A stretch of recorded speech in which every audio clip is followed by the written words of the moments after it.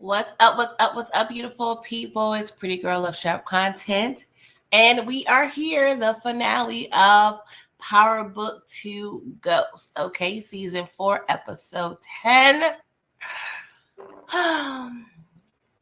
Before we get into the episode, please, if you don't mind, okay, make sure you like the video, subscribe if you're not a subscriber, because we, of course, review other things on this channel. And yes, share if you don't mind. Okay, let's have fun in the chat and let me know your thoughts. If you're catching the replay, let's talk in the comments. Okay, I do want to address the people that was here earlier on time. Okay, we have Monica M, Kara K, Stephen Harris, 313 Better Maids, Marcus Vaughn, Queen. How y'all doing this morning? Yeah, I don't understand why I'm feel like I'm giving T-Boz right now. This is my first time really talking for the day, so I apologize. Okay, if I'm giving a little, a little red light special on a Sunday morning. Okay, so we got a lot to get into, so we just gonna get into it, y'all, because I don't know how long we're gonna be here. Okay, so grab your Wheaties or whatever y'all need to eat or drink this morning, and let's get into it, right? Because we don't have time for the games. All right. So, oh Lord, they already traumatized me in the beginning. Okay, because we pick up at the wedding venue, and the kids, aka Monet's offspring, is watching her body roll off to the sunset. Under that white sheet, Lord. But they are being further traumatized because they are being questioned by the police like they are merely just little criminals, okay? And of course, in Powerland, we only have about 5 cops, so they're being questioned by Nico and some other people, okay? And the kids, of course, they are playing dumb. They're giving, very much homage to their deceased brother Zeke, okay? I don't know nothing. They on that I don't know nothing trip. And they, of course, try to hold in their emotions, but Kane can't take it no more, okay? He is pissed off, okay? Because Nico's over there really antagonizing him. He's, pretty much saying like, hey, you don't know why your wife dipped out on you? You don't know why Monet was the victim of an attack? Because I heard she's over there being a little murderous drug dealer, okay? And of course, Kane was like, you know what? I'm out. Y'all need to do y'all MFing jobs, okay? I'm like, Kane, do you really want them to do their job? Because if they do their job, you can't do your job. But, it is what it is. Kane, he was very much upset. And I just wanted to hug Kane and give him a good, a good church sister hug. You know what I'm saying? The church sisters with the big bosoms, and they just be hugging you ever so gently. I'm just like, okay. Oh, Lord, Kane really poured my heartstrings today, y'all. I'm not gonna hold you. So the kids go to Monet's house, and of course, it feels very surreal that she's no longer with us. And immediately we start playing the blame game, okay? Kane was like, oh, so y'all was over here trying to, murk my wife behind my back. And now Monet is gone. So was this a scheme between y'all two? Because y'all did this before. Y'all tried to plot on Monet without my knowing, okay? So are y'all trying to run it back, okay? Are y'all trying to make sure the job is done? Because it is now done, all right? And of course, Drew and Diana was like clutching their pearls, like, oh my God, we would never do such thing, okay? Because at the end of the day, we went back over there to save you, okay? Monet went there to save you, so she dead because of you. Because Diana said, we were trying to save this family. And Kane was like, what MFing family?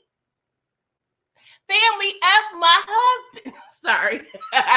it was given very much so. Oh, sorry, y'all. My bad. Okay. So, of course, Kane, he has to, gather all the 18 brain cells that he has. And he was like, you know what? Monet did try to warn me. So maybe it is my fault. because she told me I couldn't trust that raggedy, dirty, short-haired clip bitch, Noma, okay? And Diana, she tried to regroup everything. She was like, you know what? We need to regroup, okay? We're not playing the blame game. Noma did this, so we're going to track her ass down, and we're going to finish what we started. We're going to kill that bitch. And I was like, that's what I'm talking about, Diana. I don't know, you became such a savage in the past 2 episodes, but I'm here for it. I am very much here for it, all right? What's up, everybody that just joined Torian DJW Enterprises? How y'all doing this morning? Thank y'all for coming through. P. Nicole, thank you so much. Please make sure you guys like the video if you don't mind, okay? So we got to get updated with Tariq and them because they still at the warehouse with Carter, okay? It's been at least 12 of the hours, okay? Really, it's been more than that. How does that work when you over there being kidnapped and you in a chair? Like, you don't get no restroom, like, relief or anything. Like, how you hold that together? I know you're hungry over there, Carter. But, okay, it don't matter because Reek is over there ready to murk him, okay? Carter's over there antagonizing Tariq while he trying to get his thoughts together. He was like, Tariq. I'm like, Carter, you don't shut your raggedy behind up. Where's the duct tape? Where is the kidnapping kit when we get the chair, the rope, or the handcuffs, and the duct tape? We was missing the duct tape, okay? Shut his raggedy behind out, because we don't need to hear him. Talking about Tariq. I'm like, shut your ass up. What's up, boys? Teresa, thank you for coming through. So, of course, Rick, he pulls a blicky on Carter's head, and Carter doing what he do best. He's trying to avoid elimination. So, of course, he's trying to bring up Zion's tape or what have you. Of course, we got to dangle that carrot over the head. We got to make sure we try to preserve our little life, right? So just in the nick of time, Davis calls Reek and informs him that Monet is no longer with us. Oh, Lord. So, of course, Tariq, he's a little taken aback, right? But this is still a problem. And, of course, as great counsel does, Davis provides sound advice. Like, hey, because Tariq also tells Davis that Carter got him on tape, because this is the first time Tariq has talked to Davis since, the whole Carter church situation. So he has to get him on board as well. So Davis is like, okay, Carter got something on you. You need to get something on Carter. We got to get Carter. All the Carter, Sean Carter, Dwayne Carter, I don't care. Get something on Carter, right? So we have Davis Carter's keys, right? So Tariq sends Effie and Braden to Carter's house. And Lord knows I was so happy that they were wearing gloves. Like, them gloves were thick and big as I don't know what. But I guess they wanted to make sure we knew that they was being careful, okay? But Effie, she's over there, doing her click clacks on the laptop because we found the laptop. And Braden's over there getting a house tour and being useless as I don't know what. I'm like, why is Braden even here? What is the point? Anywho. Oh, I'm sorry. Braden was getting on my goddamn nerve. Like, he all in Denise's closet, touching on her nightgowns. I'm like, go be useful and go in the kitchen and fix Effie a sandwich or something, Braden. Make yourself useful. What we doing here? Anywho, Effie, she makes use of her time, of course. And she finds the laptop and she finds the video, but it's only on read only. She cannot edit. She cannot delete. She can't copy paste. She can't do nothing, okay? So we actually need to get the video from the laptop that's at the police station. So that means we need an inside man. And I'm like, oh, Lord, we always got a hurdle to jump. It just can't be easy for us, right? So she also notices that Carter has been accessing Tate's file very much frequently, right? So she's reviewing the documentation. She was like, there's some inaccuracies going on this report, because it looks like Carter signed off on the raid situation and stating that Tate was a victim of the Russians. But Effie was like, no, I was there at the raid. Like the Russians, they was trying to get out of Dodge. Okay, the ones that was remaining, they was not trying to get no get back on no po-po. So some little fishy here, okay? So Braden, he calls Tariq and he was like, Tariq, here's a little update on what's going on. So of course, Tariq has to use all of his brain cells to figure out the next move. Meanwhile, he's still over there talking to Mr. Nightmare on Light Skin Street, right? And he is over there laying it on thick, antagonizing Tariq. And he was like, oh, that was your baby that was murked, that was in Diana's belly. Oh, okay. Oh, okay. Well, how does it feel to have everybody around you lose their life, Tariq? Matter of fact, how is your mother doing? I said, oh, see, you doing too much, Carter. You putting 30 on 10 right now. You got to go. You got to go. But he can't go because we still got to figure out our next move. I'm just like, oh, I just want to murk him. Can you send Braden to the store to get some duct tape, please, Tariq? Because I'm tired. I'm tired. Make Braden useful, right? So now Tariq has a little intel. So he starts antagonizing Carter back, right? And he was like, did Denise know she married a killer? And of course, y'all, I'm like, Tariq, I don't know what you gonna do at this point, but you got Denise's name all in your mouth. So it's actually time for Carter to die. I'm sorry, because we already know he don't play about his dead wife. He don't play at all. And we already know the plan has to be death at this point. So he continues to, lay it on thick, calling Carter a psycho with a badge. And he was like, oh, is that why your wife is gone? I was like, ooh, Tariq, you better murk this fool. I'm sorry. We've seen what Carter's end was in this show, but I don't know if that was the smartest thing to do. Like, I am a proponent of someone suffering and dealing with their consequences, but Carter is a different level. You know what I'm saying? Like, he's a little special. Like, I don't trust him breathing. So I don't know. I just hope we don't have to deal with Carter in the future at all, right? But Carter's laying on thick. He pretty much stated that the world was spared another degenerate criminal because Tariq and Diana's baby is no longer with us. I said, see, both of y'all cannot coexist. I'm sorry. Y'all done said too much. I'm sorry. So Reek, of course, he knows his information. So, Carter was like, say my wife's name again. Tariq was like, you know what? What happened? What happened with Tate? Because Tate, he was on your task force, right? And Carter was like, that was the Russians. That's what happened to Tate.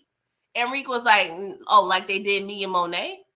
Oh, that's what you're doing? You're using the Russians for every little thing? So he calls Braden and Effie back to the warehouse via text so they can watch Carter and so he could meet with Davis. So Tariq was able to obtain a ballistics report, all the paperwork from any officer involved shooting that Carter was a part of, right? And we realized that we able to match some evidence from the Tate situation to Carter. So we actually got what we needed to get to have some leverage on Carter, right? So of course, Reek is going to be good for a plan and he's going to be good for a proposition, right? So he was like, okay, I got what I need. He sits his little raggedy chair across from Carter's face. And he was like, all right, I have everything I need against you. But we can make this all peachy clean, scot-free, and we could call it even if you never expose that Zion video. And I would never expose the evidence I got on you regarding Tate. So, of course, Carter agrees because he want to be free. He want to be free. So I'm like, okay, we know Carter is just doing this to just get free. But we know this ain't the end at all. At all. Like, Tariq, I don't know if he ever thunk that there would be an end with Carter, but Carter, he a little crafty some bitch, okay? So we got to get caught up with Noma and her peoples, right? So her brother advises her that she is not really necessarily wanted as a suspect, but she is wanted for questioning because she had a man over there at her house sitting, and apparently the popo went over there asking questions, right? So Noma, she's ready to go. We packing up. Okay, we had enough of this vacation of America. Okay, so she states that she needs to head out and get some passports for her and Anya so they can leave and go to Lagos, right? But Chindu, he's upset. He's like, you know what, sister, you have done too much. Okay, father should have never let you be in this business. And she was like, well, if you had the balls, okay. So apparently, we're seeing the difference in leadership and tact when it comes to Noma and her brother. So it seems as though Chindu is more the level-headed one, and Noma is more like reactionary, right? And that's typical when it comes to, people running organizations, right? And for the most part, the level-headed person can handle things, but sometimes you need a little clout. You need your name to ring bells in the streets, i.e. Marlo Stansfield from The Wire.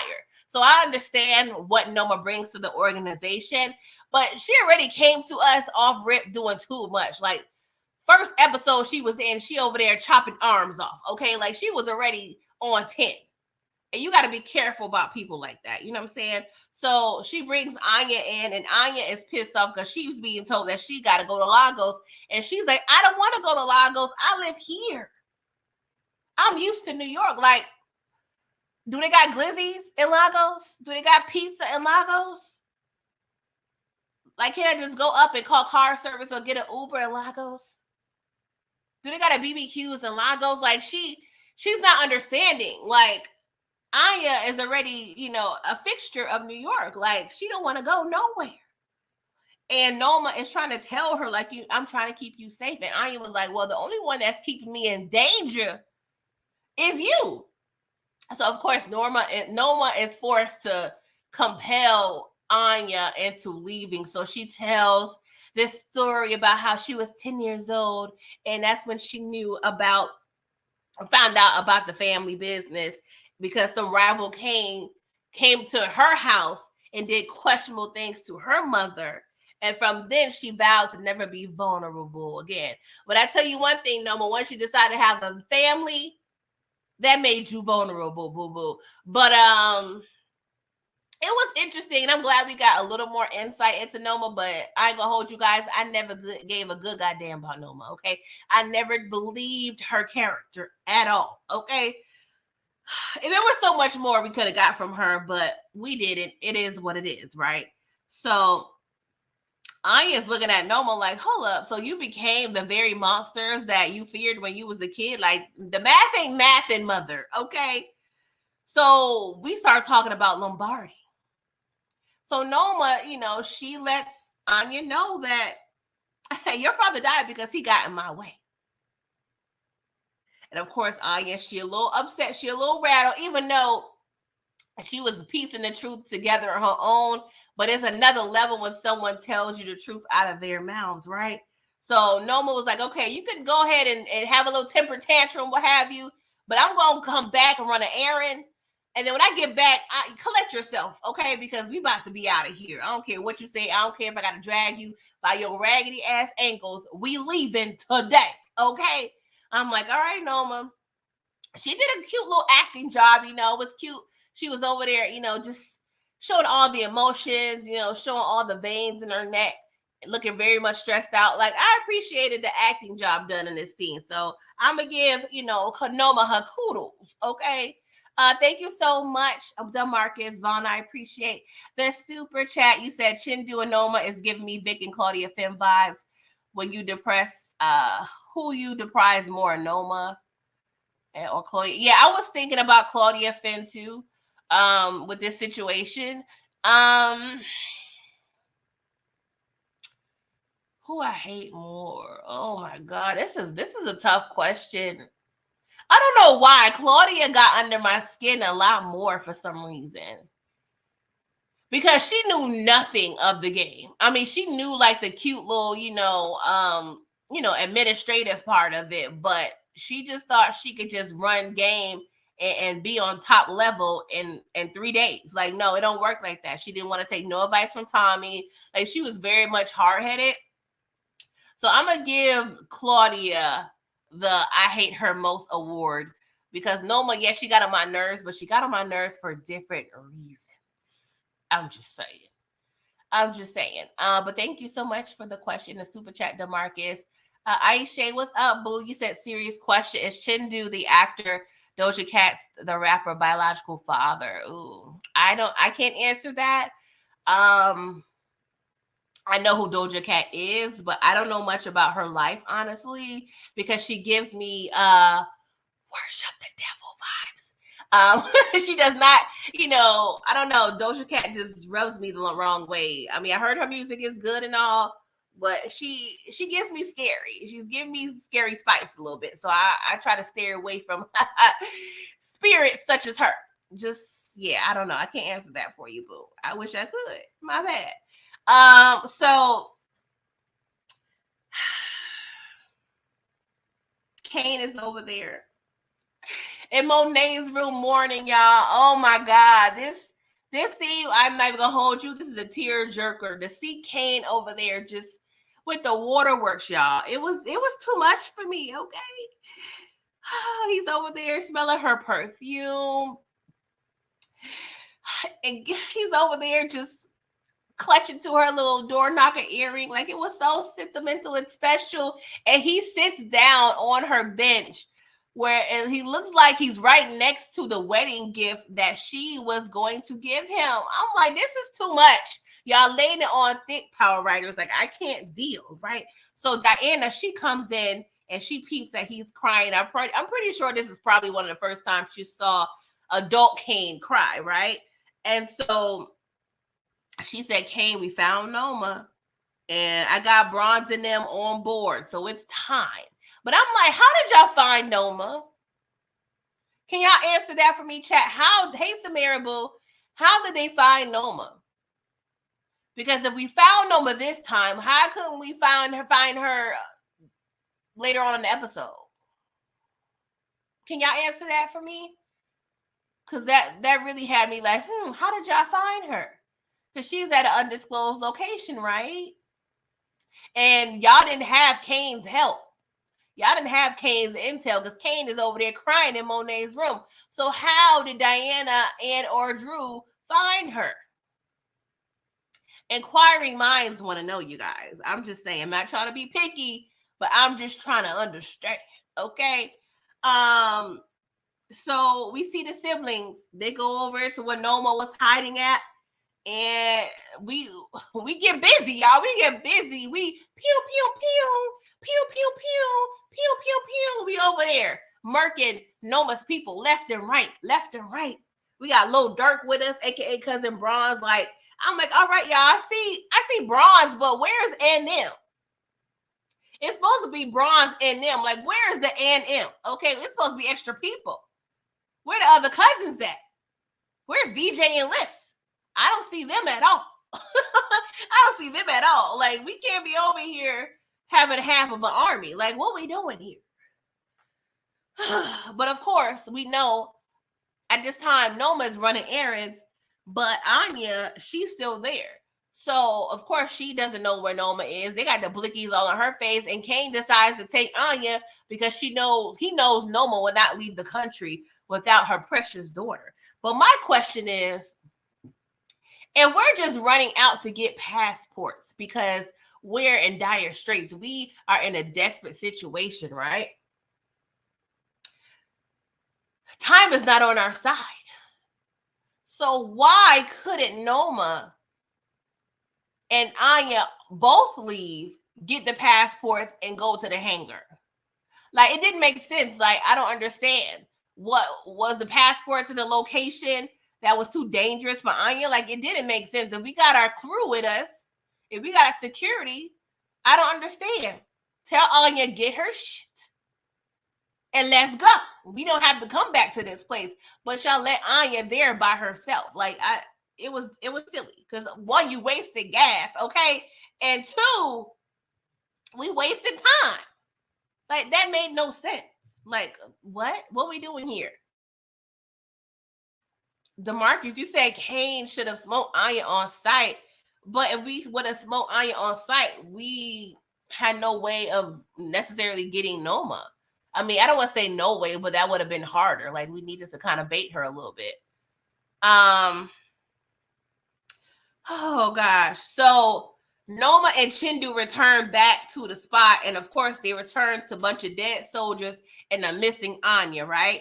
So Chindu, of course, he's ready to get out of here. He wants to get his sister to safety like he always does. And she's like, no, I need to find my child. Like, what are we doing here?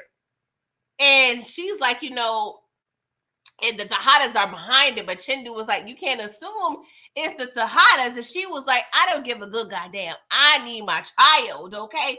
So Chindu have his people, leave or what have you. So the Tejadas, they got Anya at this little spot.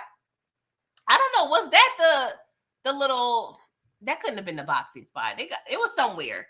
How we good for power to be hiding, finding people and putting them in random warehouses or what have you.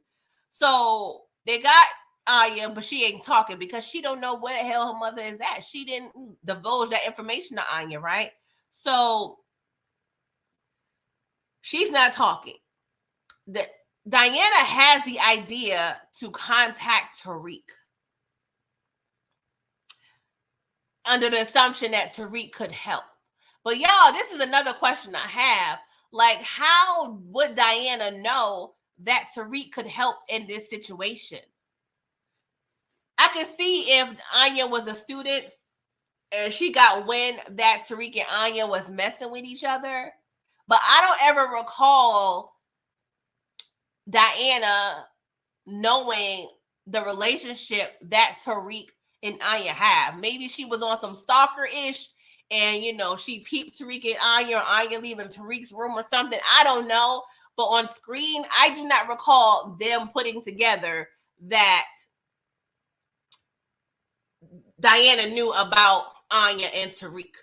Unless Diana's just doing what she always does, is calling Tariq for help and assuming that he's going to use all his brain cells to help like he always does.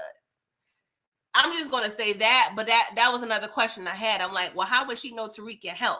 But anywho, Tariq, Brayden, Effie, they show up. Voice of Reason, you said everybody knows she was in her rooms. What do you mean she was in her rooms? I'm sorry, I need you to clarify for me.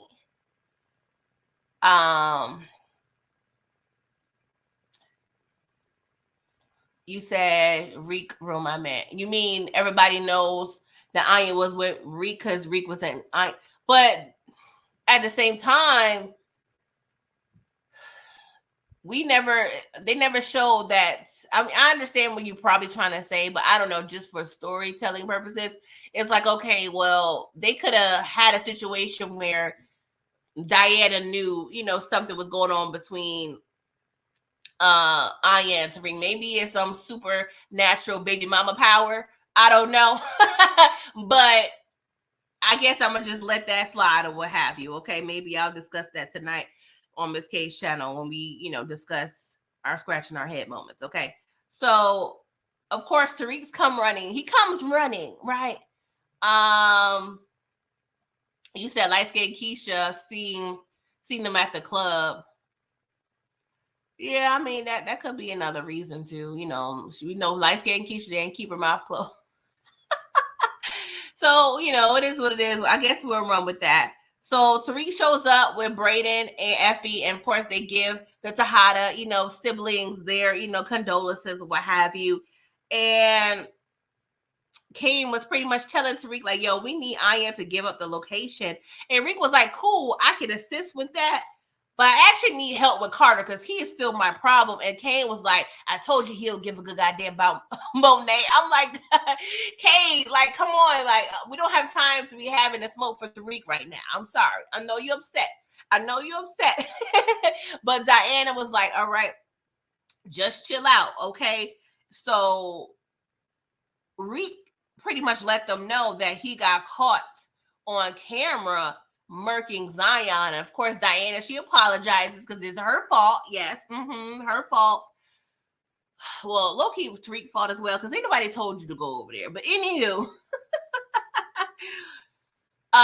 Drew stands up because he has, of course, connection to Carter. He was like, well, what do you need? So Tariq, tells him like, hey, I need an inside guy to wipe off Carter's computer at the station. And he was like, how am I supposed to do that? Diana was like, I got a trusty little flash drive that can help. All right. So I'm like, see, that's what I'm talking about, Effie. Like, y'all, stop playing with Effie's top. Stop devaluing my girl. Okay. I'm tired. Stop playing with her. So Drew was like, okay, it's a means to an end. If I do this, I ain't better talk. And as soon as Drew said means to an end, don't get me wrong, y'all. I thought Drew was going to be out of here. I really thought that it was going to be a situation where he gets caught and Carter was going to get Drew. Like, I thought Drew's hours was numbered at this point. So at this point, that's when I grabbed my asthma pump. Because I'm like, I don't know what's about to happen. Okay. I can't do another eulogy. I'm tired. So Reek was like, definitely, I'll get it done. So we immediately see Tariq's plan at work. So he pretty much had a plan to rescue Anya from the situation. He goes to the basement, wherever she was locked up at, and he was like, hey, Anya, come on. And she was like, hey, Reek, what the hell are you doing here? So she hella confused. And I understand the confusion, Anya, but we don't have time for questions, okay? You have an angel, a savior right now. So I'm going to need you to shut it up and let's go, okay? Because he tells her, like, your mama killed their mama and they ready to murk you. Okay, girl, so let's bounce. So they bounce in Kane's car. It's hella hilarious to me that Tariq is over there driving Kane's car, y'all. I'm not even going to hold you. This was funny to me. But Kane, he comes behind them, starts busting shots. But of course, that's part of the plan to make it look real, right? So Tariq was like, I can take you to your mother, but I need that location. Of course, that's what he promised it to Hada's, right? So she's like, hold up, sir. What in the hell is going on here? Like, she's still confused. She was like, what's going on? Like, who is Noma to you? Like, I need answers. And he was like, all right, girl, I work for her. And she was like, oh, you was lying too? He was like, no, girl, I didn't know who you were. I was surprised too. I said, Tariq St. Patrick, stop your lying ass. You saw that girl's picture way before anything, okay? But we got to keep the lie alive, okay? We can't be telling her the truth because she's low-key to ops. I mean, she's not the ops, but she's ops adjacent, right? So we start getting into some interesting questions, right? And I didn't mind Anya asking Tariq these questions because sometimes we need to be updated in terms of Tariq's why sometimes, because Tariq is forever getting into some bullshit. And at this point, it's like, okay, Tariq, you went through this, and this. Is your reasonings for being in the game still the same? Because we never know with this damn boy, because I'm tired, right? So she asked him, like, why do you do the same thing as your dad? Because if y'all remember, she did research on his father, not too long ago, right? And so, she said, if our lives can't amount to more than our parents' mistakes, then what is the point? And that's a great question, right? And so Tariq, he replied and pretty much stated, like, we can choose to be better and not make the same mistakes as our parents. So in the course of this episode, I noticed, and I'm not sure, you guys probably noticed, that Tariq are putting things in place to make sure he's not making the same mistakes he feel his father made, right? But the problem is when you're the child of a parent, you have a skewed view of your parents' history, and you can't necessarily determine the root of all their actions. You know what I'm saying? Unless they tell you honestly, like including their mistakes. Like if maybe Reek didn't murk his dad, maybe he would have learned that, right? Because, and y'all know, if y'all don't know, I review OG Power. And the episode that I'm going to be reviewing next week, episode 609, well, actually, episode 610 is the episode I'm referencing right now. At the beginning of the episode, Ghost is in his hotel room and he leaves Tariq a voice message, right? And he tells Tariq, like, hey, I need to see you in person. I need to talk to you. And I need to tell you things that only a father could tell his son. And I need you to tell you things because no one was there to tell me. You know what I'm saying? So he's trying to offer insight to Tariq, but unfortunately, from Tariq's point of view, it's too late because it's been time and time again where Tariq has asked his parents the truth and they decided and they chose to lie. So I get it, but at the same time, I don't want to go down a rabbit hole because Tariq, you really didn't need to choose his life, low key, okay? But I just love how going back to the OG Power, it really kind of it kind of breaks things full circle a little bit, right? So Anya, she decides to share this emergency meeting spot with Tariq. Okay, so he gets what he needs from Anya, right? So y'all, we have this little drop up seed. What's up, Trey 979? How you doing? And hey, Kara K and HFG. I think I said earlier, hey, Kara. But thank y'all for coming through. Please make sure y'all like the video. So Tariq drops Anya off at this location.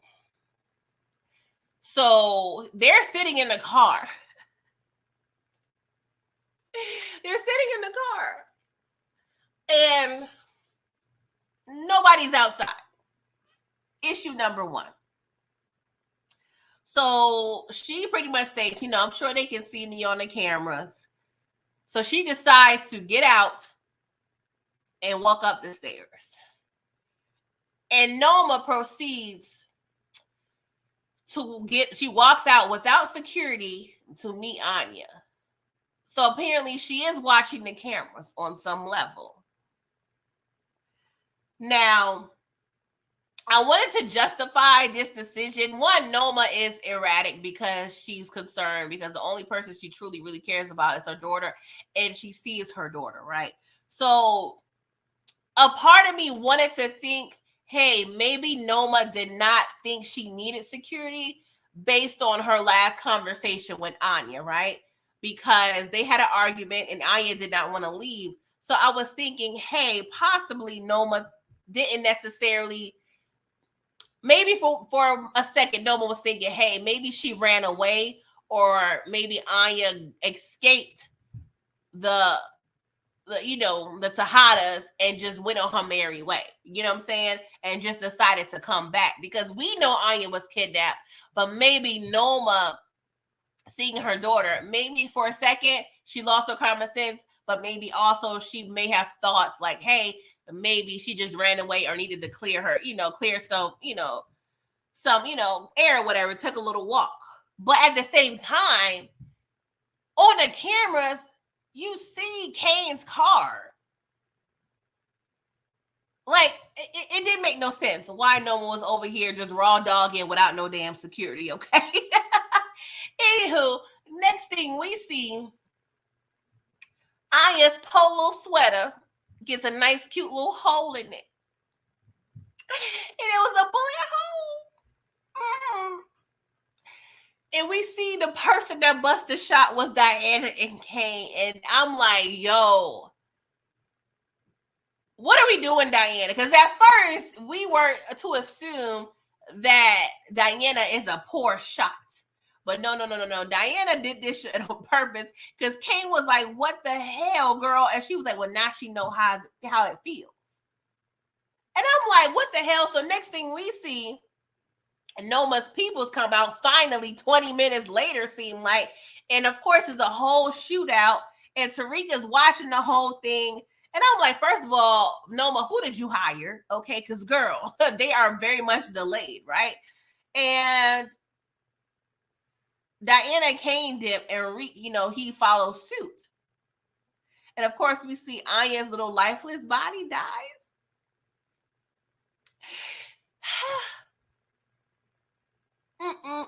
But Diana, girl, what the hell we doing? Because you called Tariq for assistance to locate your girl Noma.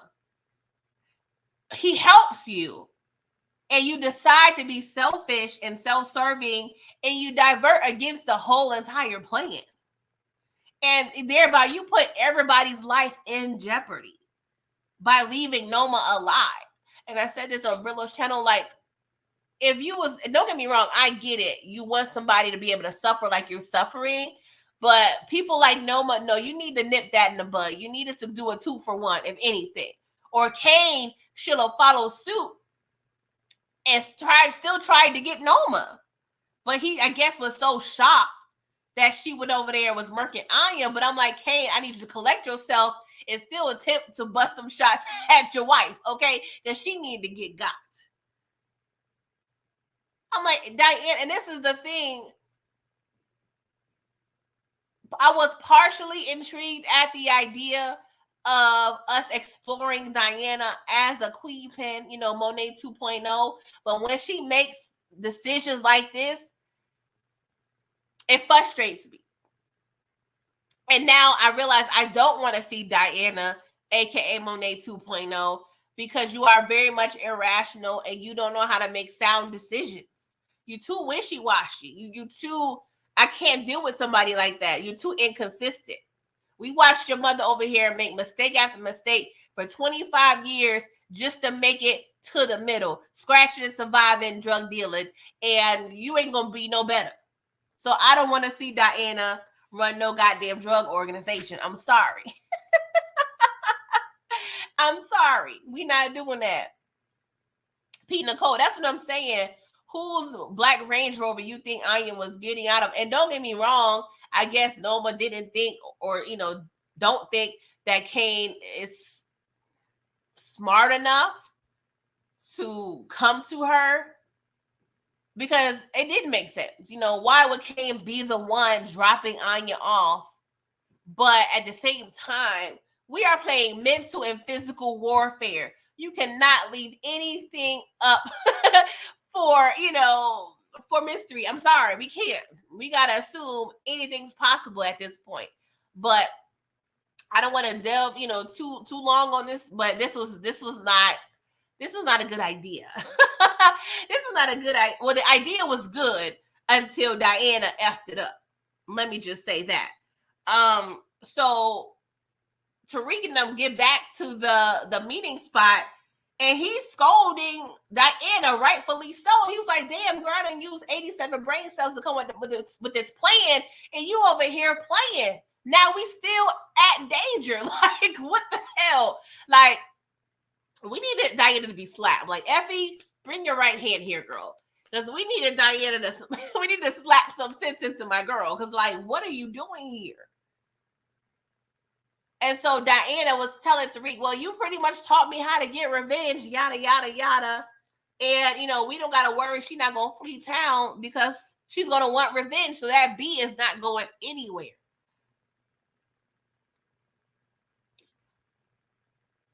DeMarcus, you said Diana checked Tariq with the quickness. That's not really checking, because I feel like when you check someone,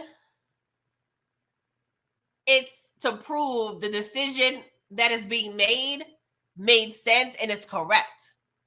That was so dumb of Diana to do that. I'm sorry. What's up, Monica M, Dexter, and SJ Smith? Thank y'all for coming through. Like, I don't call that checking. She was over there just being a brat like she always is. And that's what I'm saying. She's the baby girl. She's used to people doing things for her. It's not until 18 days ago she was over there making her own decisions. Like, stop playing. Diana is very much immature on most levels. So we over there trying to deal with the next move because Diana done messed up. So Drew comes in and Brayden asks Drew, hey, what happened at the police station? Now we got to rewind a little bit and, kind of recap what Drew has been up to, right? So he goes to the police station and he tells Nico that he needs to talk to Carter to talk business, right? So, of course, Nico, he's a little suspicious because he ain't seen Carter since last night. So one of the, his co-workers told him, like, oh, Carter's here. He went immediately to evidence from the back. I said, yeah, Carter, that's why we can't trust you, because we already know you was going to clean up your little mess and then eventually get back at Tariq. That's what I'm saying. You can't keep people like that alive. So, mistake number one.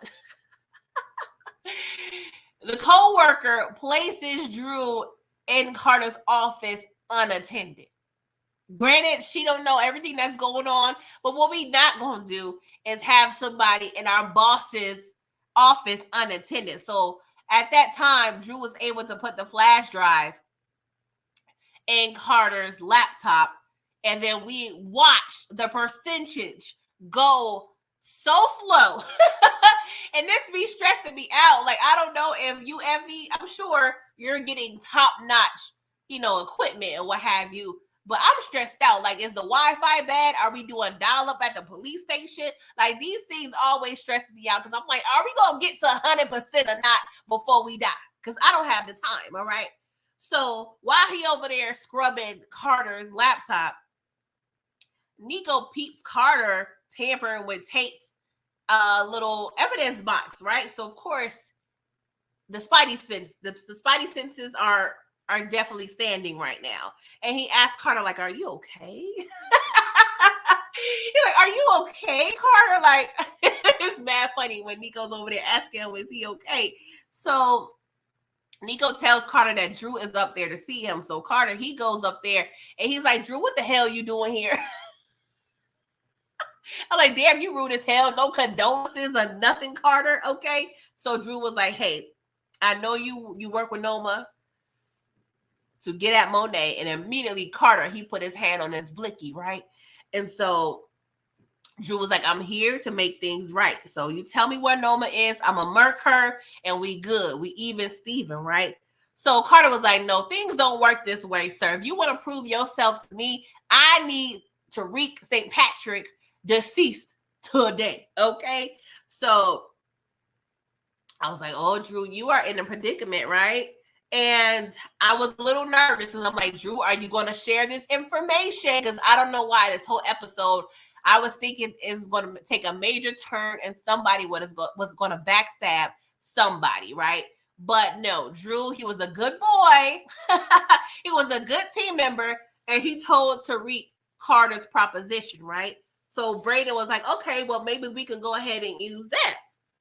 I guess they try to make Brayden useful this episode by saying little things here and there, but Tariq was going to come up with that anyway. I'm just saying. He's a genius here for the most part. So Tariq, he calls Effie, and he was like, Effie, I need you for this. You know what I'm saying? I need your help. And she was like, I'm tired of this killing and drug dealing. Like, what we doing here? We making new enemies left and right. Like, nah, son, I'm thinking about me now. I can't do this no more. Like, I'm tired.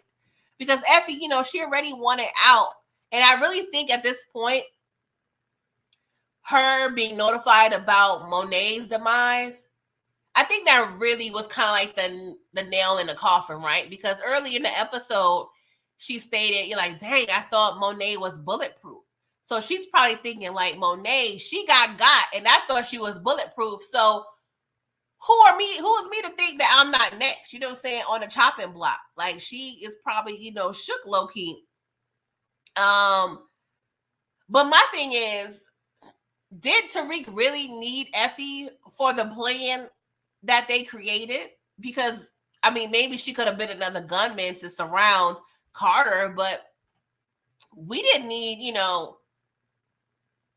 any, administrative work being done. Like, I don't know. I was just curious, like, what Tariq's plan was for Effie.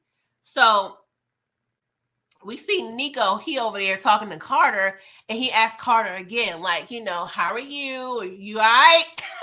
And Carter was like, damn, you already asked me before. Nico should have been like, well, I'm doing a mental health check-in, okay? It's mental health awareness month. I'm doing a check-in. But Nico, you was kind of looking suspect. I'm not even going to hold you. So Nico was telling Carter, like, Drew came through with the Reek situation. He wants you to take the kill shot. And Carter, I don't know why. I think he's very much cocky at this point, because that's not necessarily, I mean, technically Carter told Drew that he wanted Tariq gone, right? No, we did not discuss the particulars, but I was under the assumption, like, no, Drew needs to handle Tariq on his own. You know what I'm saying? Like, the fact that, oh, now Drew is offering you the kill shot. Like, I don't know. I still would have had my side eye to Drew. Like, you low-key can't trust Drew. You conspired to have his mama burnt. Like, this is not good police work here, you guys. I'm just saying. So they Drew lured Carter to a warehouse, and he's like, where's Tariq? Drew's like, I don't know. Next thing we see, Braden got a blicky at Carter's neck, right? And so Carter, he's about to make a move, but we see Drew, he draw his blicky, and then we see Tariq, he draw his blicky. So it's 3-1 right now. It's 3-1. It don't look good for Carter, right? So Carter, of course, he's still cocky. He's like, are you serious right now with all the information I have on you? You gonna pull this move? And Tariq was like, well, actually, sir, the information is gone. Okay. It's very much gone. And Drew followed up by saying, like, yo, I deleted and wiped all that data in terms of the video, right? When I was in your office, you remember? Do you remember? So yeah, Carter, I'm gonna need you to come up with something else, sir. So he comes up with something else, trying to save his life. He was like, you know what? My task force is, aware that I'm after you, Tariq. So it's going to be a matter of time. You're going to go down, right? So Tariq was like, your task force is done. So I'm going to need you to cooperate with me, or this evidence I have against you will be released. So of course, Carter was like, what evidence? I done cleaned up everything. And we see Braden bring a little baggie out to his 2 eyeballs. He was like, this. So Braden had the bullet that can, link Carter to Tate's death, right? And I was just like, oof, all right, it's getting spicy. It's getting spicy up in here. So of course, Reek, what does he do? He has plans and he has propositions, okay? So he gives Carter yet another proposition. I'm like, can we just proposition his ass to die? Like, I'm tired of all these propositions, Tariq. We giving him too many chances. Stop playing. So Tariq was like, this is what we can do. We could blame Nico for the dirty task force-ish and let that be that. And so at first, Carter was a little hesitant, but he was like, all right, I'll do it. I'll, arrest Nico my damn self, okay? And the next thing we see, Nico, he appears, guns drawn. So Carter was like, what the hell are you doing here? Nico was like, I'm here to put a cop killer in jail. That's why I'm here. And of course, we get a whole Alonzo moment. Sorry, y'all. This is funny to me. Like, oh God, I'm not trying to be too critical, but we already seen this before, okay? If you watch Training Day, you done seen this before, okay? We see the cocky cop that is very much delusional, okay? And even with 4 guns drawn, Carter is still talking ish and telling people that they done effed up. Talk about hero in this town, and while he over there gonna get medals and being congratulated by the governor and the mayor, that everybody else gonna be in Rikers Island. And I'm like, how, Sway? How we gonna do that? Let me know. Inquiring minds want to know. So we see Nico, he's over there like very much sad. And he's like, we had a code, like you broke our code. You betrayed us, Tate. I mean, you betrayed us, with Tate, with Felicia, and me. Like, you pretty much betrayed the whole team. But it's funny how point of views are very much important, right? What's up, Anthony Rogers? Because Nico, if you went over there at the raid, hee-haw, like you was at a fucking hold down when you got the brand from the Russians, Tate wouldn't have really had an inkling that you was dirty. So Carter had to murk Tate to actually save you. But of course you didn't know that. And this would have been a great time for Carter to tell you that. And maybe Carter could have saved his life. You know what I'm saying? But Carter was still on his delusional BS. And regarding Felicia, that was kind of a cleanup. But the issue for Nico is that Carter lied to him numerous times. He lied about Tate. He lied about Felicia.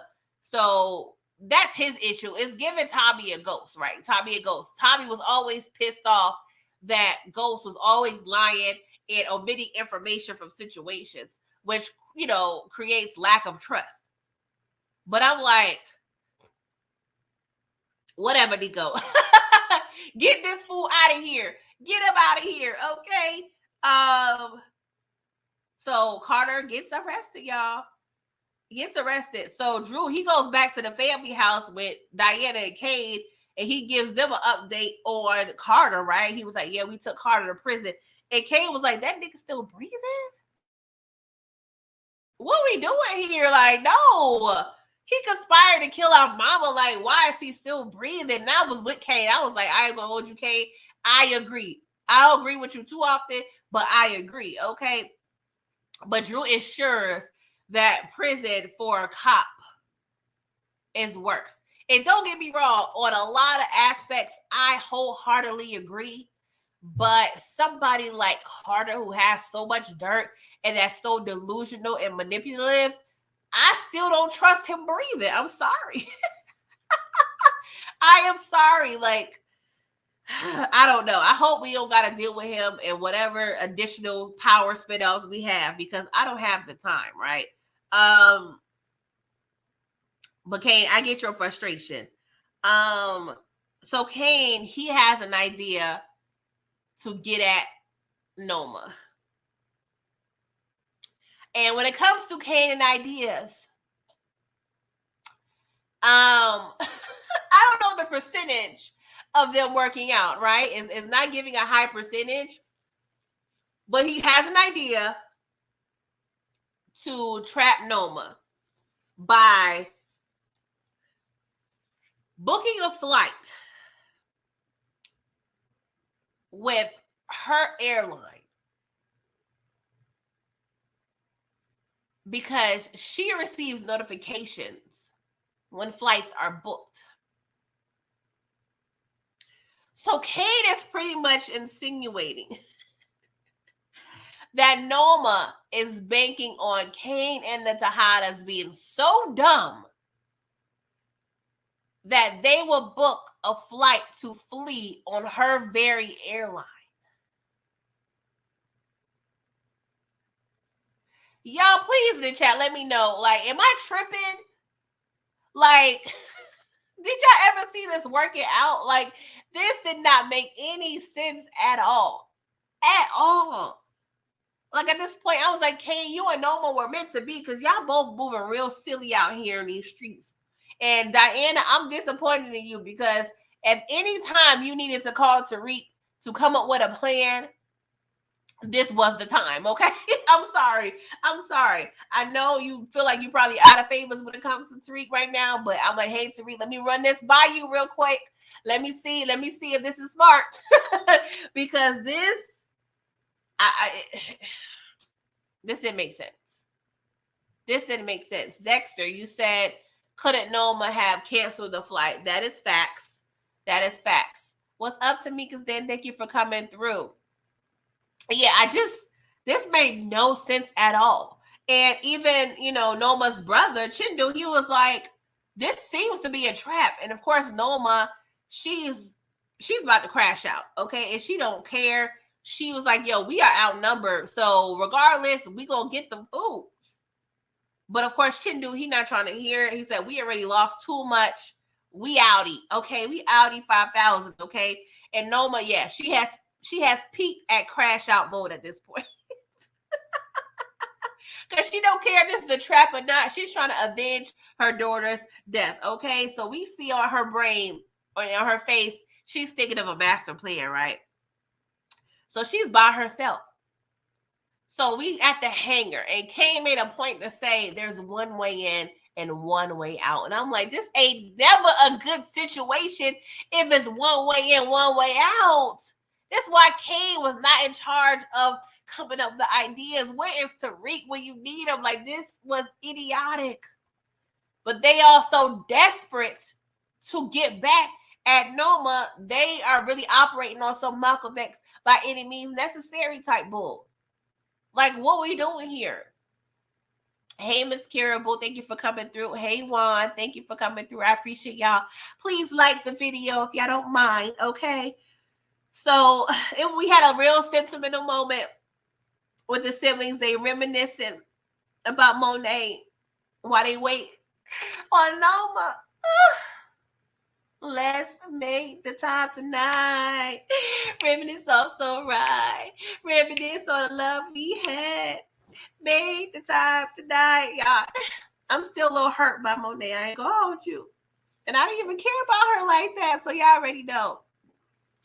Y'all already know. I'm getting a little sensitive. Okay. So we see an SUV speeding at an accelerating rate. And not too far after that, hold on one second, you guys.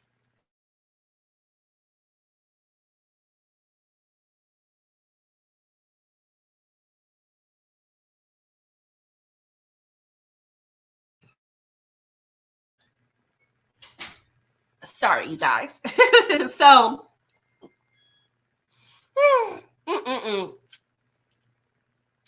guess who's there? Guess who's there, you guys?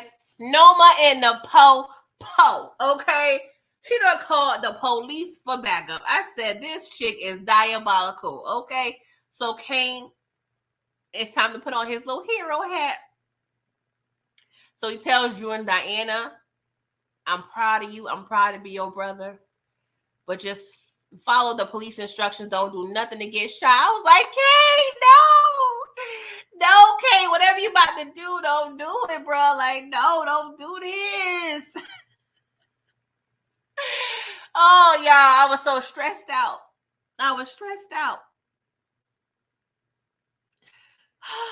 He said he got to do it for my family first. So he leave. And we see Drew and Diana get arrested. What's up, Trey 979 and Kenny GZ Gaming? Thank y'all for coming through. What's up, Willie Hartfield? Thank y'all for coming through. I appreciate y'all. So Nova's watching the whole thing go down.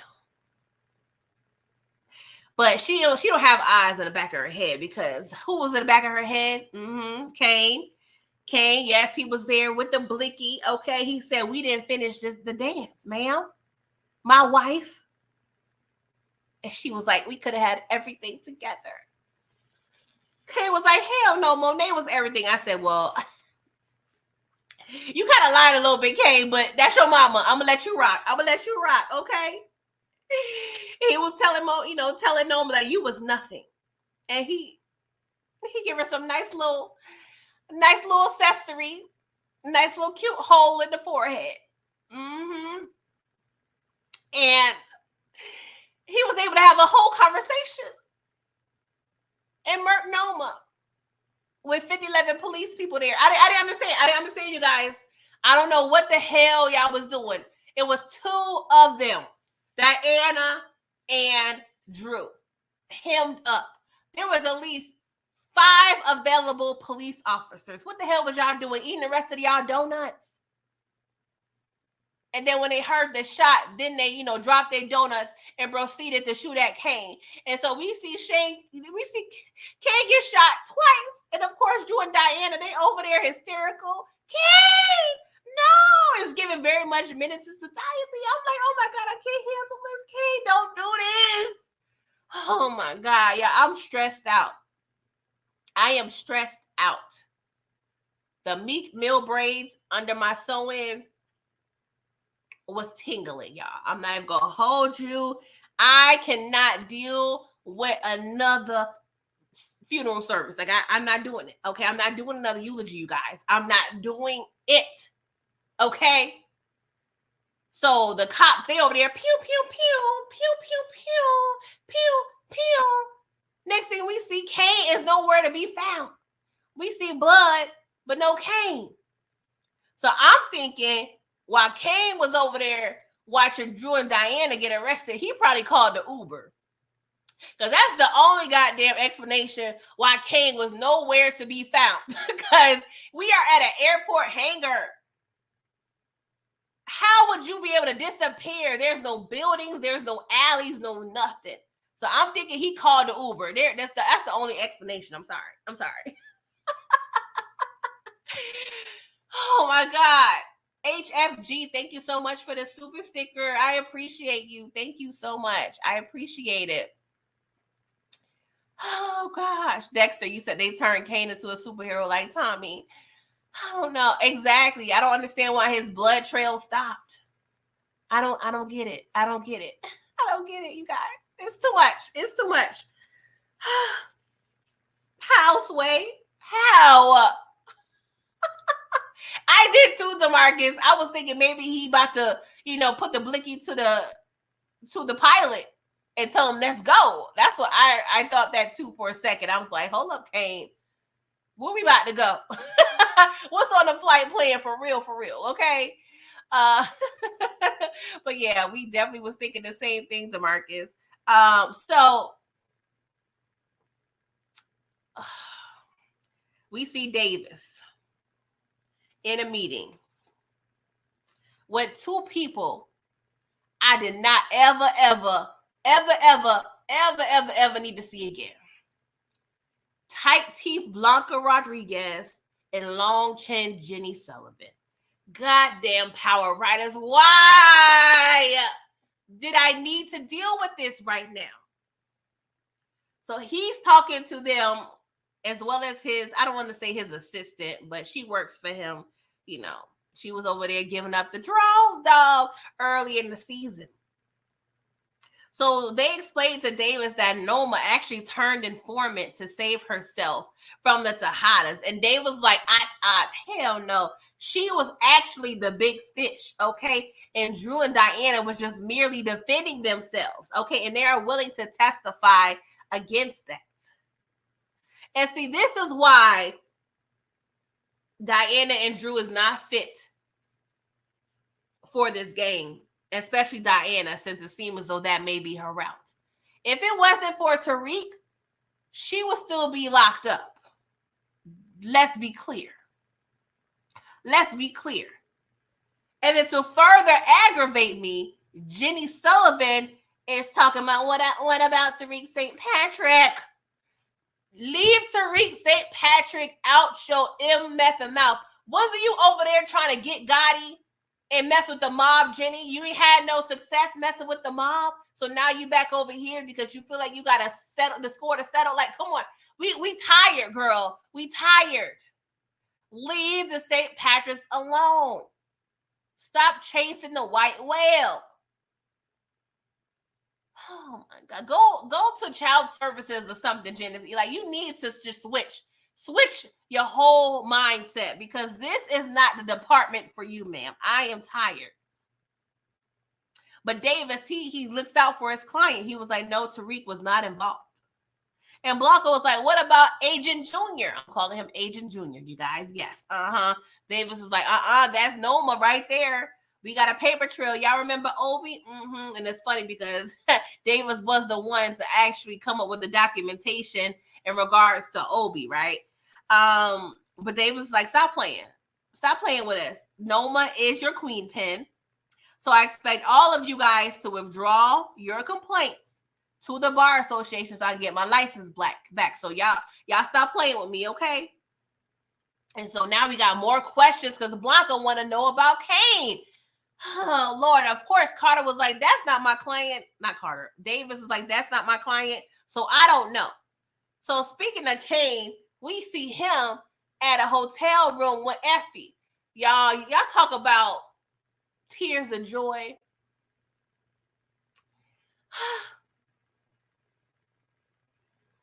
I love you so. I don't know. I always enjoyed Kane as a character, but now it's giving. I love Kane low key. I ain't gonna lie. I love Kane low key, y'all. I just have to profess my love for the character of Kane. Yes, he has his flaws, but I was so happy to see him there. Yes, he was bloody. You know what I'm saying? We had our little doctor patch him up, y'all. And this is so interesting, right? Because in episode 1, Kane got shot, you know what I'm saying, from the whole warehouse situation when they were setting up Tariq.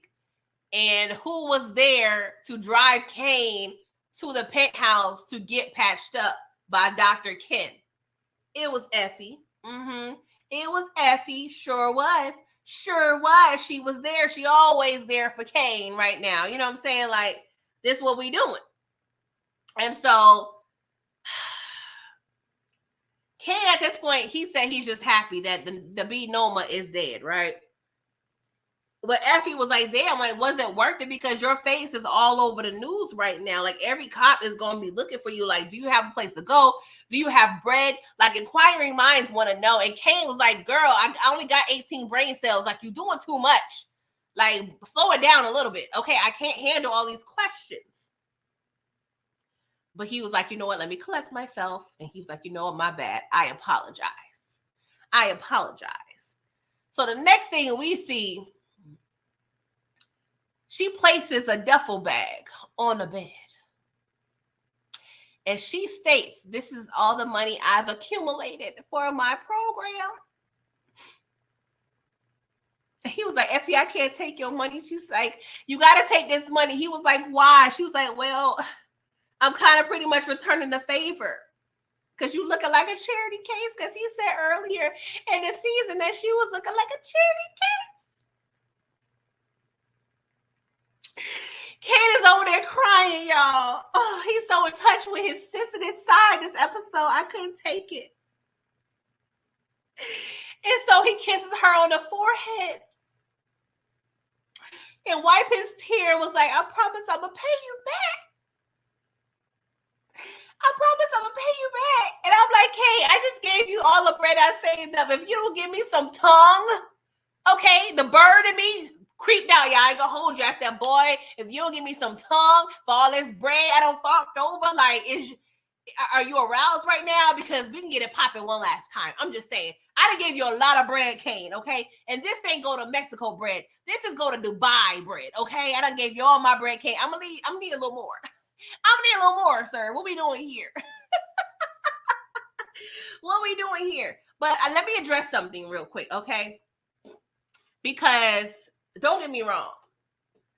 I don't know how much money was in that duffel bag, but it seemed to be a lot. Because all her life she had to fight. Y'all. And she gave Kane all of her bread. But people are questioning why. And that kind of delved into this, and it's a little bit on Brilla's life. So let me just take a little bit of time to explain why this gesture was so beautiful to me, okay? Because we have to remember, everything Effie has been doing in this show is to fund her ultimate goal, right? Robot school. You know what I'm saying? And this gesture, it shows that she was able to see beyond herself and be selfless, right? Which is something that's unconventional for her.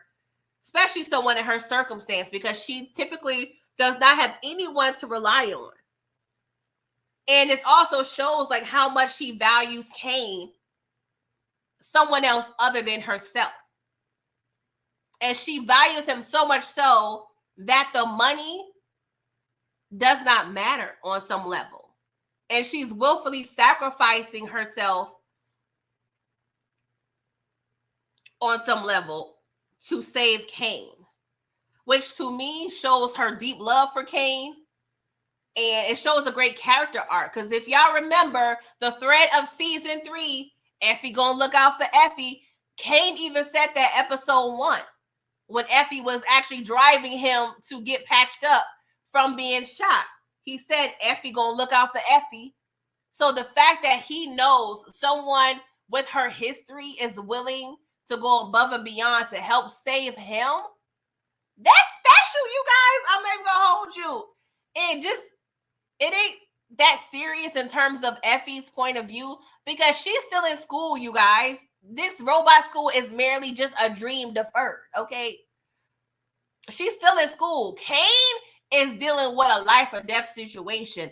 I don't know how those special programs are, lined up and how they work, but she could always, tell the program like, hey, my funding didn't come through. Can I suspend, my enrollment? Maybe she could reapply. Like, it is not that deep that she is not going to be a part of this program. And let me just further explain why this is her redemption moment and why she loves Kane. Because, of course, he is her knight in shining do-rag, okay? Kane has risked himself for her multiple times. When Effie got locked up and everybody was scared that she was going to snitch, because what the thread is, Effie's going to look out for Effie. So when Kane realized that Monet was setting Effie up to die, Kane had a burner phone snuck in to Effie to advise her that Monet had somebody that was going to get her. And that saved Effie's life, because when old girl came into her cell, she was on go. Kane gave this girl tuition money when she didn't have it. Kane pretended to be a lawyer and snuck into the prison, knowing good goddamn he's a whole criminal. He saved her from the person that won't let her out the game, Noma. Granted, he was avenging his mother's death, but at the end of the day, that was multi-purpose situation. Kane is Effie's Harry Tubman. He let her free. He freed Effie the slave. So how can y'all not really understand how she gave and why she gave Kane her bread? Now, in theory, maybe she had a couple knots under her mattress and didn't give him all her bread, but she pretty much gave him the bread she needed for the program. And y'all give her so much shit about crossing Tariq. But when she did something honorable to help Kane, she is scolded and laughed at. I don't understand.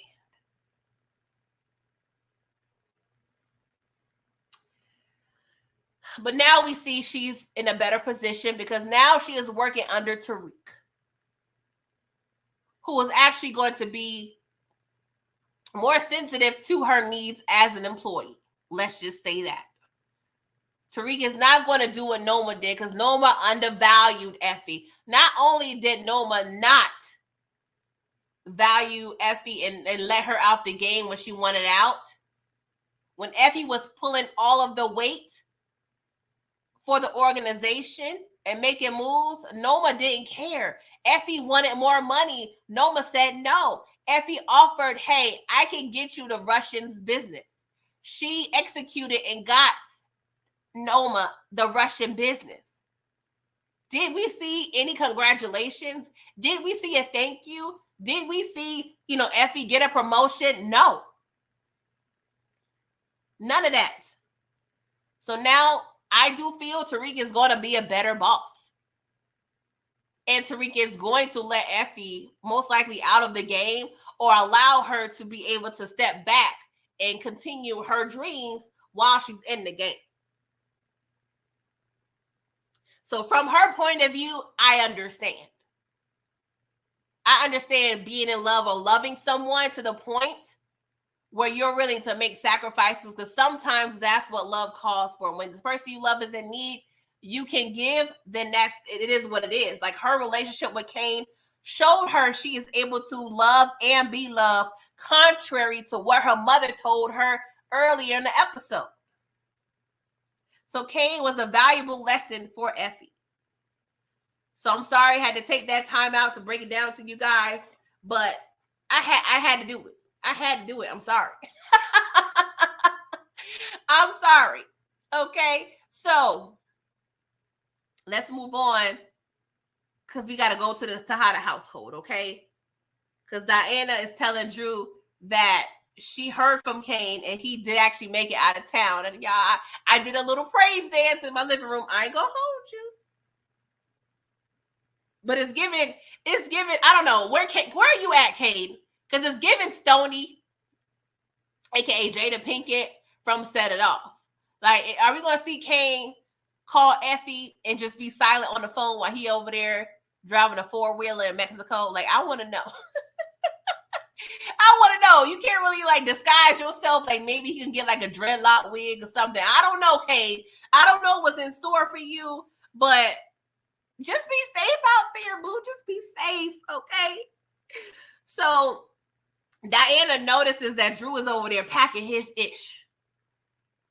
And she like, what the hell are you doing? He was like, well, after Monet's service, I'm out, okay? Because Monet, she gave her life for us. Cain took us out, took Noma out for us. That can't be in vain. We can't waste this. Like, girl, what we doing? And Diana still talking about rebuilding the business. Drew was like, I'm done with the business.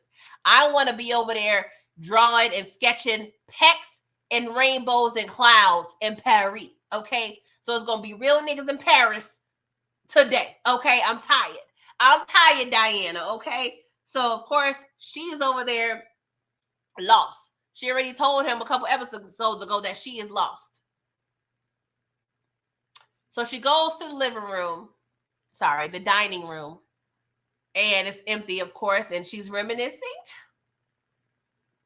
on the few good times that the family did have. And we see a shot of her behind Monet's chair, of course, the head of the table. And we see it zoom in, and we get this mafioso-like score in the background. So, of course, I immediately am thinking like, oh, they trying to possibly pin her as the new queen pin. But let me just tell y'all this. I was intrigued for all of 1.5 minutes. Because when I really look back and think of all of the horrible qualities that Diana possessed, all of the horrible qualities that Monet possessed, I quickly told myself, hell no, I am not trying to see Diana run no goddamn drug organization. Okay, I'm sorry.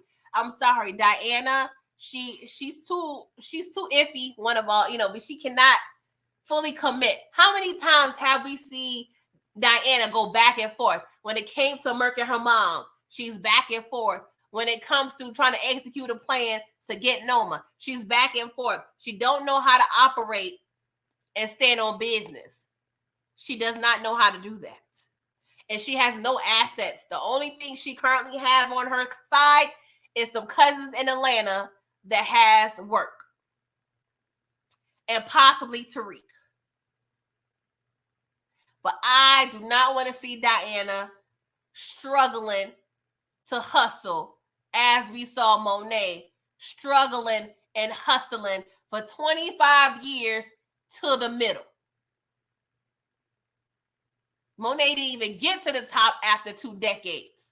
She just got barely to the middle. And I'm talking about the lower middle. I don't want to see it. What's up, Tracy? Thank you for coming through. You said it was always her plan to kill Anya. Yeah, and when I saw them beefing at the dinner table, at the rehearsal dinner, I knew it was going to be something. I didn't necessarily think, it didn't cross my mind that Diana will murk Anya, but I definitely knew we was going to see a situation with them again. So this is supposed to be in the new and improved Monet, child. I don't know. I don't know, Diana, because it looked like you ain't going back to school. I don't know, y'all. Like, do y'all really want to see that? What's up, Derry B? Thank you for coming through. Do y'all want to see Diana scratching and surviving drug dealing? Please. Please. Let me know. Yes or no. Because maybe I'm tripping. Maybe I'm being pessimistic. I don't know. But I don't have time. I don't have time. I don't have 25 years of my life to spare to watch that go down. But let's move on and wrap this up. So we at Tasha's house, and Tariq is telling her she's leaving Witsec. He's going to set her and Yas up, right? And of course, the little bird and Tasha was like, "Oh, goody! I get to get some better wigs. I get to get my nails done. I get to go with the Neiman Marcus. I need to do my little shopping."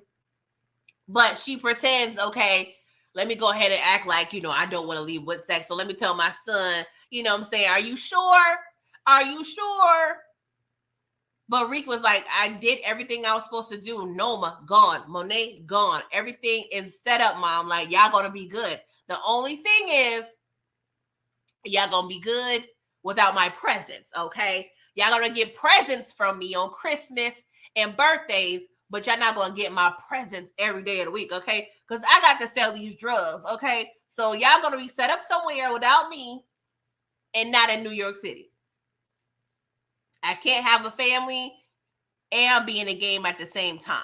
Like, he states he refuses to be vulnerable and put them in danger, right? And it reminds me of OG Power, right? Because Tasha asked Tariq, was like, hey, so are you not ever going to have a family of your own? And he was like, no, not while I'm in the game. And the way Tariq is headed, he's still young, right? So at this time, love and a family, that's not necessarily he's looking for, right? Because he lost a baby, that's too much emotion to deal with. He's had issues with every woman he's been dealing with. Lauren, Diana, Effie. He watched Anya go down in front of his face. Like, he is probably going to be so on his savagery, on so like, yeah, I'm going to smash you and not talk to you ever again. Like, he is really about to cut off his heart for real now. Because what is the thread of Tariq this episode, right? It's to eliminate the mistakes he feel his father made. And one of the cardinal mistakes he feel that Ghost made is to have emotion and have emotional connection. So Tariq is now on a quest to eliminate any emotional connection he has. So the thought of having his own family, done. He ain't trying to do it. Him trying to have, proximity to his own blood family, he's trying to clean that up. You know what I'm saying? Even though he's going to love his mom and his sister, they're out of the way. You know what I'm saying? So this also makes me sad because in episode 609 of OG Power, Ghost and Tariq had an argument, and Ghost is trying to explain to Tariq, like, I'm trying to save you from a life of misery. Because at some point, Tariq is going to get tired. Maybe that's going to be in 10 years, maybe 15 years, but at some point, is Tariq going to get to a level to where he's like, damn, I'm really lonely out here for real. But he probably is going to get to a point where he shells off and shuts off his heart so much to where, not saying it's ever going to be late for him to find love, because men can find love real quick and, they can have babies for a very long time. But it just kind of saddens me that Tariq is really going to choose his lonely ass life just selling drugs. But this is exciting to him right now. This is something he feels that he's good at. And, he's able to control his environment on some level. So this is cute for him right now, but it still makes me sad for the future Tariq, right? So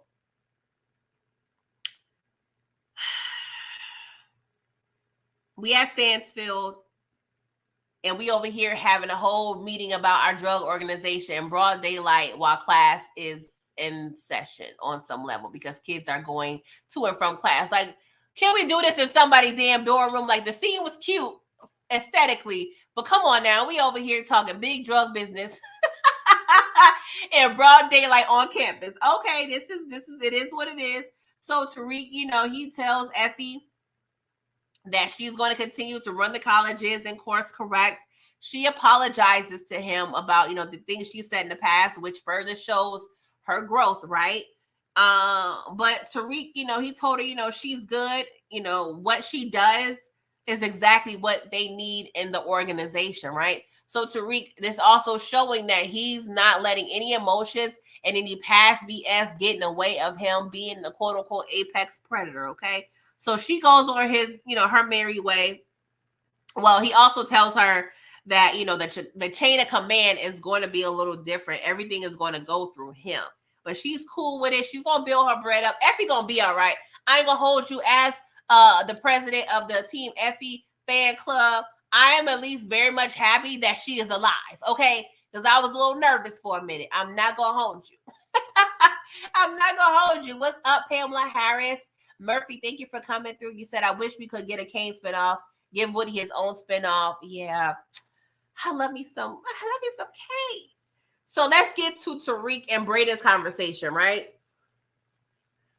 Because he instructs Braden like, hey, I need you to run the fight clubs and I need you to find a new band so we can, still move weight through No Lie, right? But he explains, like, you can work for me, but there's not going to be a partnership here, right? Because he says, like, Braden, you keep effing up. Like, you get one F up and you out. And Braden was like, damn, like, F that. Like, what? Nah, I ain't feeling that. And Tariq is explaining, like, you're about to walk away from the biggest bag ever just because you over here just in your feelings. But Braden was telling him, no, it's not about the money. Like, I wanted to build something with my brother.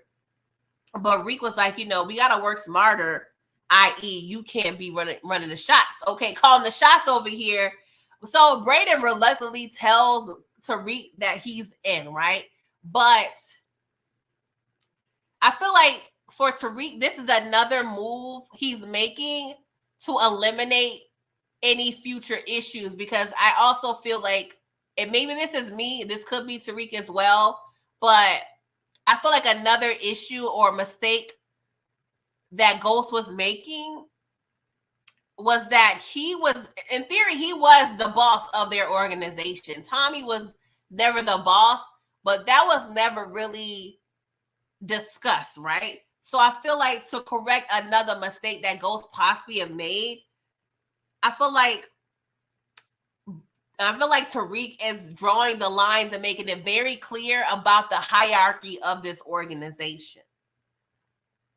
Because Ghost never did it. Ghost led Tommy to believe that they were partners, but the whole time, Ghost was over here manipulating every situation, keeping things away from Tommy, making moves without Tommy's approval. Like, yes, probably in the beginning, it was a partnership, but somewhere along the line, when, Ghost was always the one making executive decisions. So this is another move that I feel like it is smart. But at the end of the day, Braden is going to carry resentment. Braden never did it from the money, because Braden came from money. That was something he never lacked. Even when they was in choke, Braden just wanted to be down. He just wanted to be what he felt was the cool kids. Like, even when he met up back with Tariq in Stansfield, he wanted to just be down with Tariq. He was even over there trying to be down with Kane, doing hood rat shit with Kane. It was the thrill, it's the camaraderie, the, quote unquote brotherhood that Braden was looking for. He wanted to belong. That was his goal. So I feel like this shift in dynamics is going to create resentment from, Braden's point of view. Braden's already out here alone.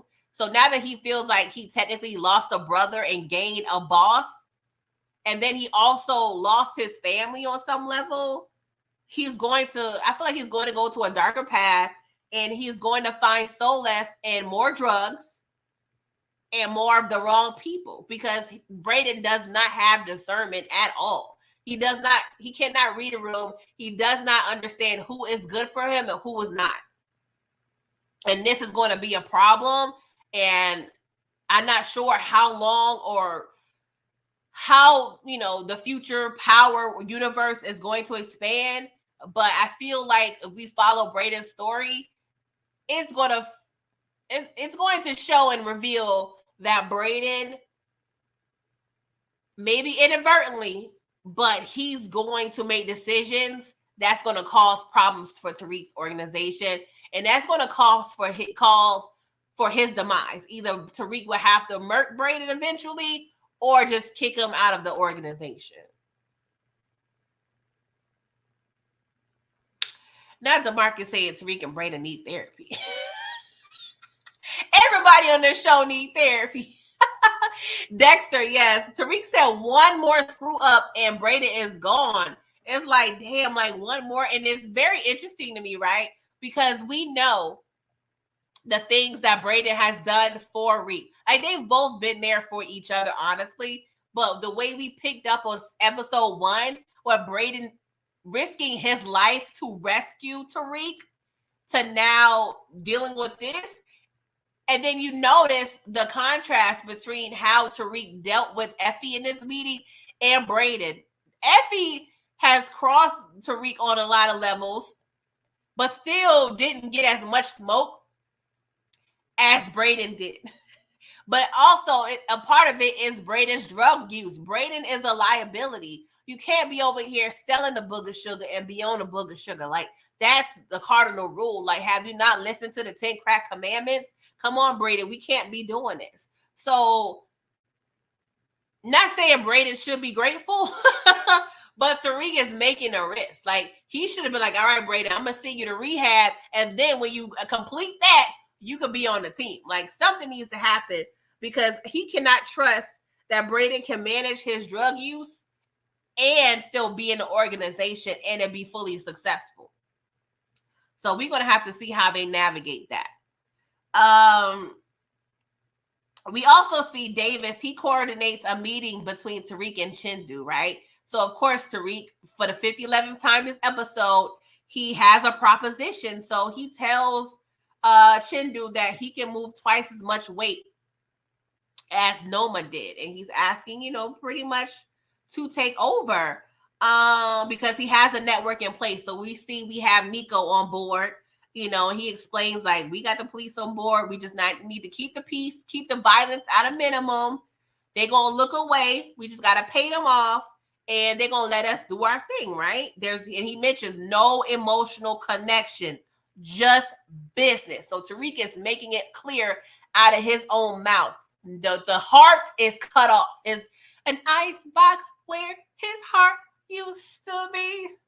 I'm so cold. It's giving very much Omarion right now, okay? He's not playing. He wants to move his weight, and he's going to be successful. Like, that is his plan, right? So he also explains that Davis is going to be overseeing the financials. So he's cleaning his money and giving very much law counsel. Like, that's going to be fire. So I appreciate that. So Chindu, honestly, he has to be intrigued at this level, because he questioned, like, dang, why should I trust a child I don't know? But one thing about Noma, she came into the U.S. and she was clueless. Like, she relied heavily on Mecca, and she knew nothing of, his business in the U.S. She just came here blindly. She was a transplant. Meanwhile, Tariq, he's from the city. He's of the city. So he has more advantages that Noma has. And he knows how to move, and he knows, how to navigate through the city. You know what I'm saying?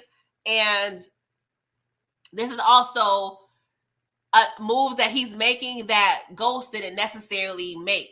One of the, not say the downfalls of Ghost, but one thing he is doing that's creating an advantage is having the police on his side off rip from the jump.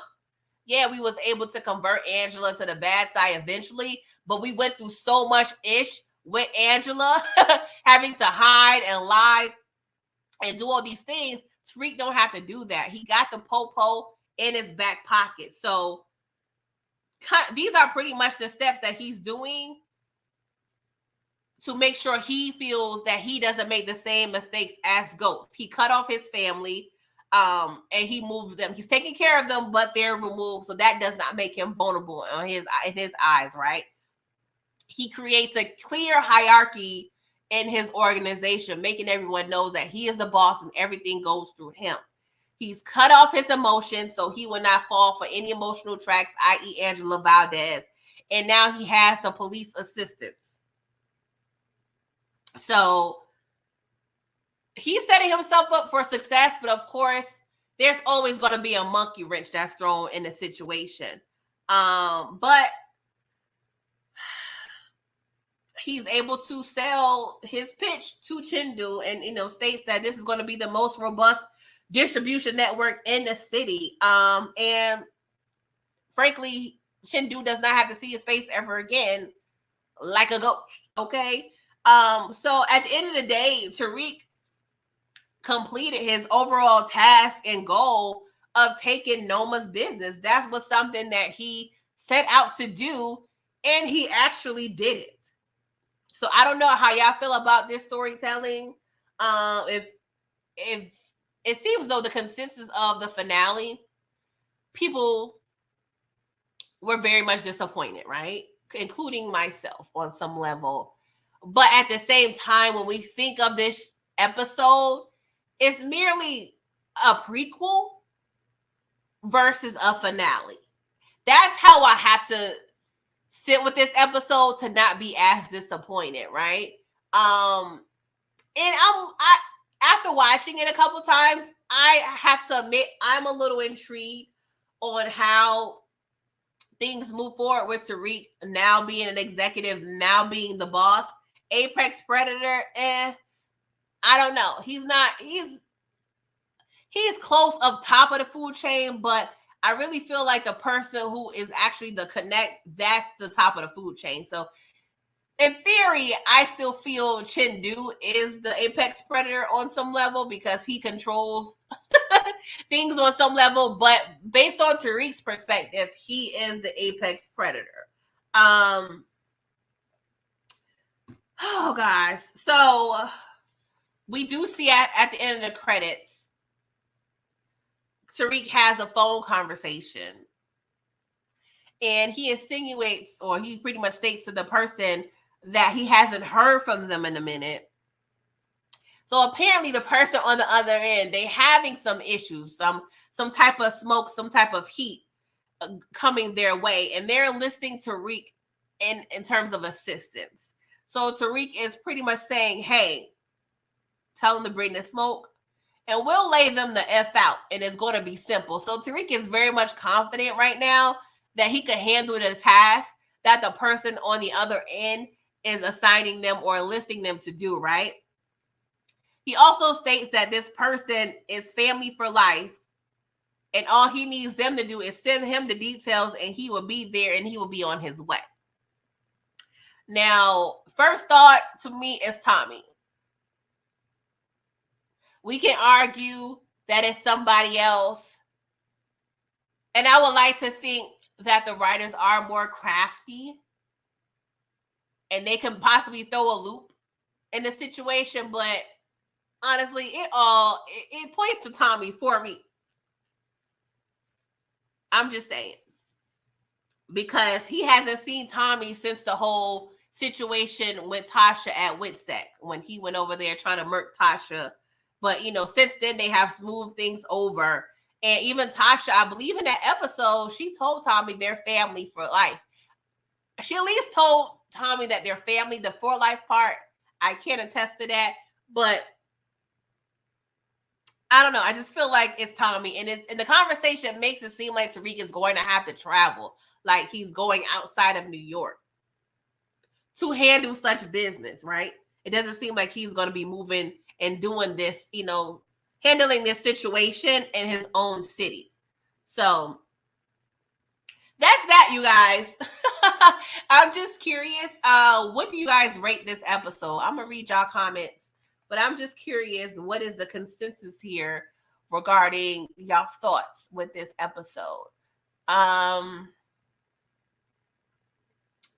Let me see. Stephen Harris, you said yes. That's why Reek still gave him the business with the Fight Club and the underground parties. He's going to build him up to be his enforcer. There isn't room for two at the very top. That is facts. It always gets grainy when there's two people, two co-CEOs per se. You know what I'm saying? Like, it has to be a level of hierarchy. Like, you know, if Braden becomes clean, maybe he can be some sort of consigliere or something.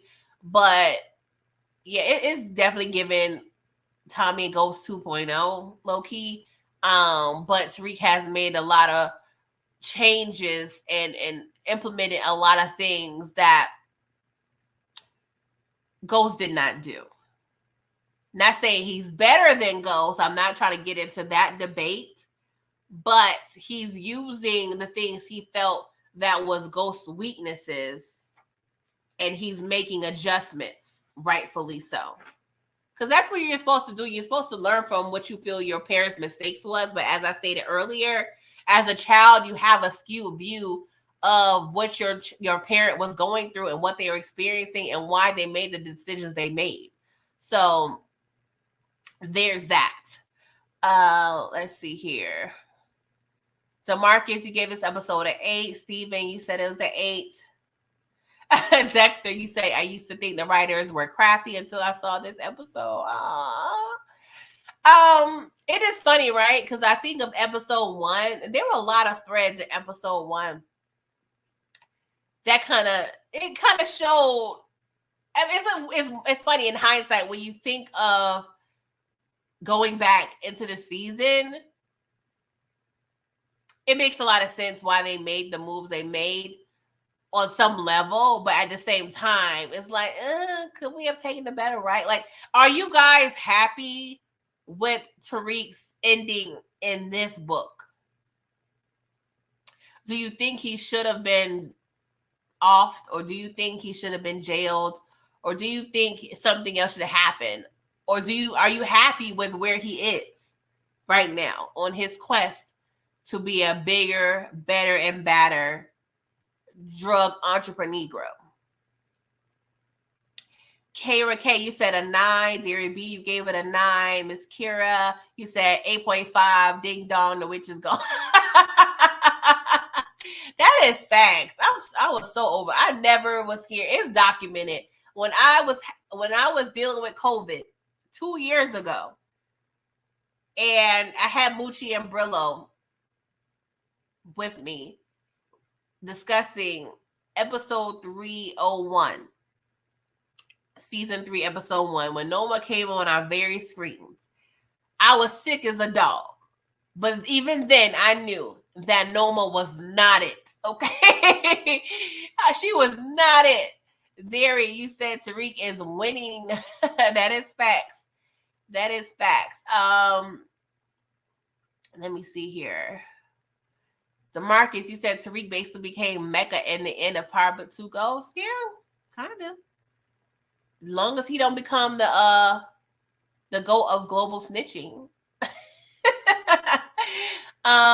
Dexter, you said this was a decent season finale, but a lousy series finale. I can agree with that on some level. Miss Carey said, I'm fine with where Tariq ended up. I just wanted more progression from him during the season. Yeah, I agree with that too. I saw more of a character arc with Effie than I did with Tariq. He's doing the same shit he's been doing for 5 years, making plans, making moves, coming up with ideas. You know, we enjoy all those things, but as a person, I can't say that I've noticed a lot of growth. Stephen Harris, you said, I disagree with you opinion on Braden's development, but in my opinion, I think Diana had the best development. She went from not wanting to be in the game to being a killer, and just like Monet. No, I thought of that as well. Diana's character arc. So she pretty much did a 180. But in terms of Braden's development, what do you feel about Braden's development that you disagree? Not saying, of course, it's your right to disagree, but I'm just trying to figure out what I said about Braden that differs from your opinion. Because Braden himself had his own character arc. Like, he went from just a happy-go-lucky, eager kid that wanted the thrill to, you know, he was essentially very much privileged and on top of the world. But now he's an addict, deep in the drug game, a murderer, and he's lost. So I'm not saying he didn't have development. He's definitely had, you know, an arc, but the arc is facing downward. Just like, and pretty much everybody. I mean, Effie and Tariq, I mean, they're kind of on an even kill, like, you know, positive level, depending on your thought process. But in terms of Braden and Diana, they both took a shift towards, you know, the negative light, if you will. Miss Kira, you said the Tejada family had the most growth. Yeah. Dexter, you said they wasted so many characters. Anya, Junior, Zion. Yeah, that is facts. Anya, I'm not sure what else we could have done. When I reflected on her death, it's like, I'm not saying I wasn't mad at it, but I feel like she was used. I don't know. She was kind of a waste, but I don't know what we could have done with her. Junior, definitely 10 toes down on Junior. They just wasted that so bad. And you know, guys, because I went back to watch episode 1, because you know how we was so like pressed about how, well, at least how Paz and Carter knew each other. Like, we were really trying to figure out the connection. But in my head, I was like, were we looking at it too deep? I honestly feel like at this point, looking back, they were probably just attending the same church. That's how they know each other. They're both Catholic. Seemed like a huge church. So in my head, I had to justify Paz's existence in book 2 by just merely thinking like, hey, maybe the connection is they just go to church together. They are, you know, lightly familiar with each other. She knows he's a police officer, and that's that. That's what I had to do, because it was quite annoying that the way we had to usher Carter into the season was through Paz. But looking at episode 1 again, I was like, okay, I'm gonna just say they just went to church together. I was, you know what, bringing up Rashad Tate. DeMarcus, you said Rashad Tate was a wasted character. No, I would never say Tate is a wasted character, but I honestly was kind of disappointed because I could have sworn we was going to see Tate pop up in that warehouse and murk Carter. Like, I thought that, right? So I had to question. I mean, I feel like probably financially we couldn't have too many episodes of Tate. Maybe. I don't know. And I feel like it could have been a missed opportunity in the writing. But I also thought, yes, Tariq utilized, you know, and threatened to tell Rashad about Carter offing his brother. But I also feel like if Tariq would have brought Rashad Tate into this whole equation, it probably would have made things more complicated for Tariq. Because we already know Rashad Tate, yes, him and Tariq and him and Ghost had a history of scratching each other's backs. Pause, no pause. And doing favors for each other, right? But I feel like when we introduced the death of you know, Rashad Tate's brother, I feel like Rashad on some level I wouldn't have been surprised if he would have somehow blamed Tariq on some level. Like, you know, Rashad always felt like Tariq and Ghost was a part of, you know, most things that went on crooked in the city. So maybe it was for the best that we did not include that Tariq did not include Tate in the situation, because somehow that would have made things more messy. That's my thought. But I did want to see Tate. I'm like, well, why even bring him in the whole season? Why even murk his brother, if we're not going to include Tate? I thought murking his brother was a catalyst to bring and usher in Rashad. I could have sworn Rashad was going to be all up and through this second half of the season, but I was wrong. I was wrong. I do feel Pinky was also kind of a wasted character too, DeMarcus. Like, she's, I'm trying to be politically correct. They serve their purpose on some level, but I thought we was going to see more Pinky. But maybe, hey, Pinky can be another ally for the Apex Predator. We always could use somebody like a Pinky. So now that we know Davis and Tariq are in cahoots and in this organization together, there's going to be plenty of opportunities for Pinky to find work. So I wouldn't be surprised if we see Pinky in the future. RSJ is somewhere in an undisclosed location. Dexter. Yeah, that was kind of like a one on done. What's up, Derry B? You said just like Liliana reappeared, many of these characters can be written in. That is facts. I feel like we were looking for so much closure in this season, but on some level, power writers find a way to not give us the closure we need, because I feel like they always want to leave open the opportunity to bring characters in. We already saw what the hell they did with Maria Suarez, as she popped up season 1, episode 1 of OG Power, and we had to deal with her through season 6. Okay. So I expect to see Elisa Marie. I don't know why we so fixated on her. I don't know why I am. I just really like the character for some reason, but I expect to see Elisa Marie in Power Book 18. Okay. Oh my gosh. Dexter, you said Effie replaced Pinky at the end of the season. Kinda. Because Pinky was one of those, she gives me mob feelings in terms of, like, I know a guy. Like, Pinky always knew a guy or knew, ways how to get information. You know what I'm saying? She was able, which still annoys me, she was able to get the footage off of Kate's Ring camera. And I'm still annoyed that Monet never thought to review her own cameras when it came to the Tasha hit. But yeah, I do agree on some level. Yeah, you're right, Dexter. Effie did replace Pinky, but she can still, help out if Effie, is a little tied up with situations, because we over here trying to run the city, my guy. We over here trying to run the city. Stephen Harris, you said Tariq doing Braden like that pissed me off. Ghost would never have done that shit to Tommy. And they've been going through hell and back, but Braden rolled with Tariq since choke.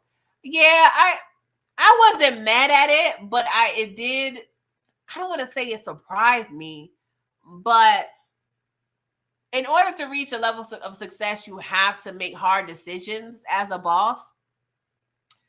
And this is the decision that Tariq have to make. I felt bad, but would we rather this? Would Tariq be upfront and tell Braden what it is, or do what Ghost did and pretend that, yeah, Braden, we could be partners, and the whole time Tariq really is the one pulling the strings, making the tough decisions, and Braden finding out about it later and being resentful? Like, it's either Braden's going to be resentful now by knowing the truth and knowing the clear lines, or find resentment later on when the organization is really established and realize, like, hold up, I'm really not a partner. You know what I'm saying? Tariq did have an option not to include Braden at all. I probably would have been more annoyed with that. But I feel like this is a happy medium for Tariq. Because at the end of the day, we still have to remember this boy has a drug problem. And when he is on that booger sugar, he makes horrible decisions. And we cannot do all this groundwork in this organization by implementing Davis, implementing Nico, and then still having this wild card, this loose cannon called Brayden. So yeah, the Tariq and Brayden thing is going to be complex, but that, I guess that's what makes it, a good show on some level. Thank you so much for the super sticker, Derek B. I appreciate you. SJ Smith, you said Tariq gave Brayden a promotion because he runs the Fight Club and the parties. I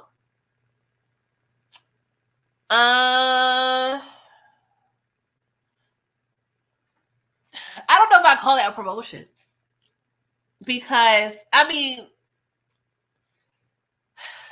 when I rewatched episode 1, Brayden and Tariq was in a car, right? And Tariq, this is when he was even questioning being in the game. And, this is when we possibly thought he was going to go straight, right? He was like, suppose, we just be, just regular college students, yada, yada, yada. But him and Brayden, furthered their conversation by pretty much saying that they were going to be partners together. They got to it was always they got to figure it out. They had to figure out how to get under Noma, how to get paid back, and Brayden was always down. So in episode 1, it's, from the optics, they are on the same page, on the same level. Granted, Tariq did not have this organization, but at that time when they was on dire straits, they were on the same page. So now, fast forward, Tariq has established his own company. I don't know if I can call it a promotion, because we're talking about two different things on some level. Tariq is making plays and putting things in motion. And yes, he is employing Brayden. But I'm not mad at it, because Brayden he's not a part of the implementation. He's not over there having meetings, with Chindu. He didn't sell the organization or sell his, his strengths in the organization. So I don't know if I can equate that. Now, if y'all expecting for Tariq to let Brayden be a partner for the hell of it and just off, GP, off principle, I get that. But the heights that Tariq is going, he has to draw a clear line of hierarchy, because we cannot control if Brayden wants to be a complete and equal partner, that pretty much states, hey, to Brayden, that I can make clear, sound decisions and am trusted to do so, and my partner will be okay with it. That is not the case. Tariq does not trust Brayden to make sound decisions, because we've seen Brayden F up time after time. Even though he has been there and to save Tariq would probably be dead if it wasn't for Brayden. That's perfectly correct. But we can't have Brayden out here thinking he's the boss of any goddamn thing, just being honest. Yes, Derry. Brayden screwed it up, and Brayden needs to be in rehab. That is facts. Steven, you said maybe Kane goes down to Atlanta since his family is there. He's on a run. Yeah, I thought that too. That's the tricky part when you're on the run. Because typically, and I think of The Wire, when Weebay, if y'all watch The Wire, Weebay had to get out of Dodge, right? So Stringer Bell asked Weebay, hey, where are your peoples at? So Weebay was explaining, I got peoples here, here, here. And then Stringer Bell was like, okay, how about these other places? Because what the feds are going to do, they're going to find who you are connected to and try to go there. So yes, it would be easy for Kane to go to Atlanta to work with his family, but at the same time, that's a dangerous move, because that's going to make it obvious for him to be caught, and also thereby putting his family members in danger and messing up their business. So the best thing to do is for Kane to just be out on his own. Oh my God, sorry. It just hurts a little bit to know that Kane's going to be out here on his own. Like, I don't know if he can. And that's the thing. It's giving Tommy on some level, right? But I don't think Kane has all the skill sets that Tommy has. Like, Tommy has been able to accrue some intelligence by way of Ghost. You know what I'm saying? Him and Ghost have far more bigger of an operation than Kane ever had with Monet. Monet was kind of an idiot on some level. So I don't know if Kane is very much street smart. I'm not taking that away from him. I feel like he's going to find his footing, probably in somebody else's organization, being a muscle, doing what he does best. That's what has to happen at this point. Dexter, you said Brady was the reason Tariq lost his inheritance because he got on fire from his job. It would take that as facts too. You know what I'm saying? They both effed each other over on some level. You know what I'm saying? So it's a toxic friendship, low key. But yeah, you guys, I hope you enjoyed this recap, this discussion of Power Book 2 Ghost. Okay, that is done so for now. Of course, we'll have to see what's going to be coming up in the future. They probably will release that probably after Raising Kanan. Maybe. No, you know what? If Tommy is really going to be in cahoots with Tariq, they're not going to announce anything to after this next season of Force. Which is kind of smart because the consensus is nobody gives a good goddamn about Force. So now that we feel that Tariq and Tommy will be working together, this is a reason for everyone to kind of tune into Force. So this is kind of smart, right? And this is probably the reason why there wasn't no goddamn leaks this season, because the powers that be was like, nah, we need to keep all this under, close to the chest, because they want to make sure that viewership is up with Force and Book 2. Book 2 they never had a problem with, but Force needs help, right? So maybe I don't want to say a year, maybe in about 9 months, 6 to 9 months, we'll know what their true plan is. But I'm excited for Raising Kanan. Hopefully in the next couple months. If y'all don't know, I still review OG Power. We will be reviewing episode 609 on Wednesday at 8:15. So please come through. I really think, and I'm not sure if all of you guys remember everything in OG Power because it's been so long, right?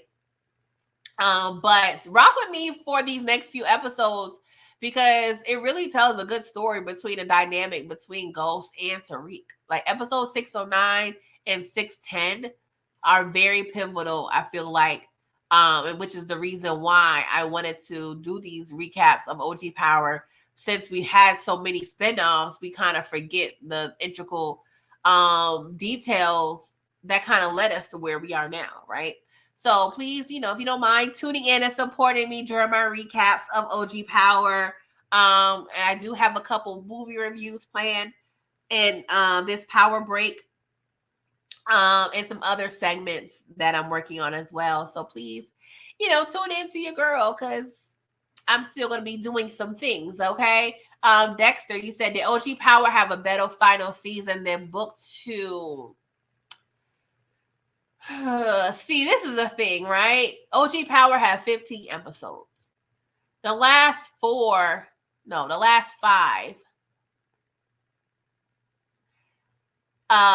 pretty much was the point of views of some of the characters in terms of who shot Ghost, right? I don't know if I want to count that. In theory, episode 15 was the finale. I honestly just want to say 610 was the finale truly of OG Power. Because honestly, I just keeping it real, I don't recall episode 15. That's why I'm recapping it as well, so I can have a refresher. So I can't necessarily speak to. I feel like it probably was. It had to have been. Because like I said, this episode is more like a prequel to me. to whatever's coming next. Not necessarily. In on some level, I guess episode 615 is probably a prequel to book 2. So it's a continuation, but I don't know. I just feel like OG Power is just such a classic show. I don't know if any of the books are contenders. But as I say that, I feel like I'm lying a little bit because I really hold Raising Kanan to high regard. I love Raising Kanan. But I probably will say it doesn't touch OG's Power to me because that's kind of like the beginning of the Power saga. That's a tough question, honestly, you guys. Ms. Kira, you said this was more of a season finale than a series finale. Yeah, that is definitely facts. I don't know. You know, they say the people was over there scrambling because they realized they didn't get renewed, or was it all a lie? Did they know they wasn't getting renewed and they knew they was going to do some other stuff? I don't know. We can't trust 50 nor none of them execs nor stars. Okay, we can't trust nobody. They be lying to us low key. Okay, didn't we have Michael Rainey Jr. over here fake act like he didn't know that this was not going to get renewed, and then he ended up telling us that he knew the whole goddamn time? We can't trust Hollywood. Hell no. That ain't. We can't do that. Dexter, you said does Raising Kanan have potential to be as good as OG Power? Yeah, I do. Acting is top tier. Is a timepiece. I resonate with Raising Kanan. It's a great show, but it's also, it gives me nostalgic feelings, you know, in terms of my childhood. Not saying I was in the midst of a drug family per se. I grew up around a lot of drug entrepreneurs, yes. But just New York in the 80s just always is going to do something for me. It's always going to hit different. Well, 80s and 90s. But yeah, I do. I think Raising Kanan is a contender for OG Power. I feel like we can't really accurately and wholeheartedly come up with an answer until Raising Kanan ends, honestly, because it's not a full body of work yet. That's fact, Stephen Harris. We cannot trust stars at all. DeMarcus, thank you so much for the super sticker. You said, could you see Tariq and Forrest? Yeah, I can see it, but I don't want to see Forrest.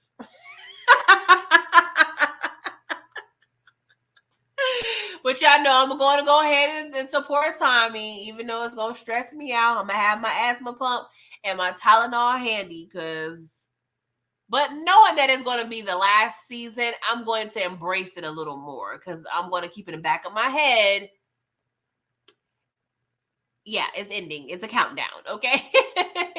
But if Tariq is in Force, he's going to be dipping in and out. I feel like, I don't know if he will be a full fixture because the timeline. I don't know, because to me, the last scene when Tariq is on the phone, I don't feel like that's like immediately after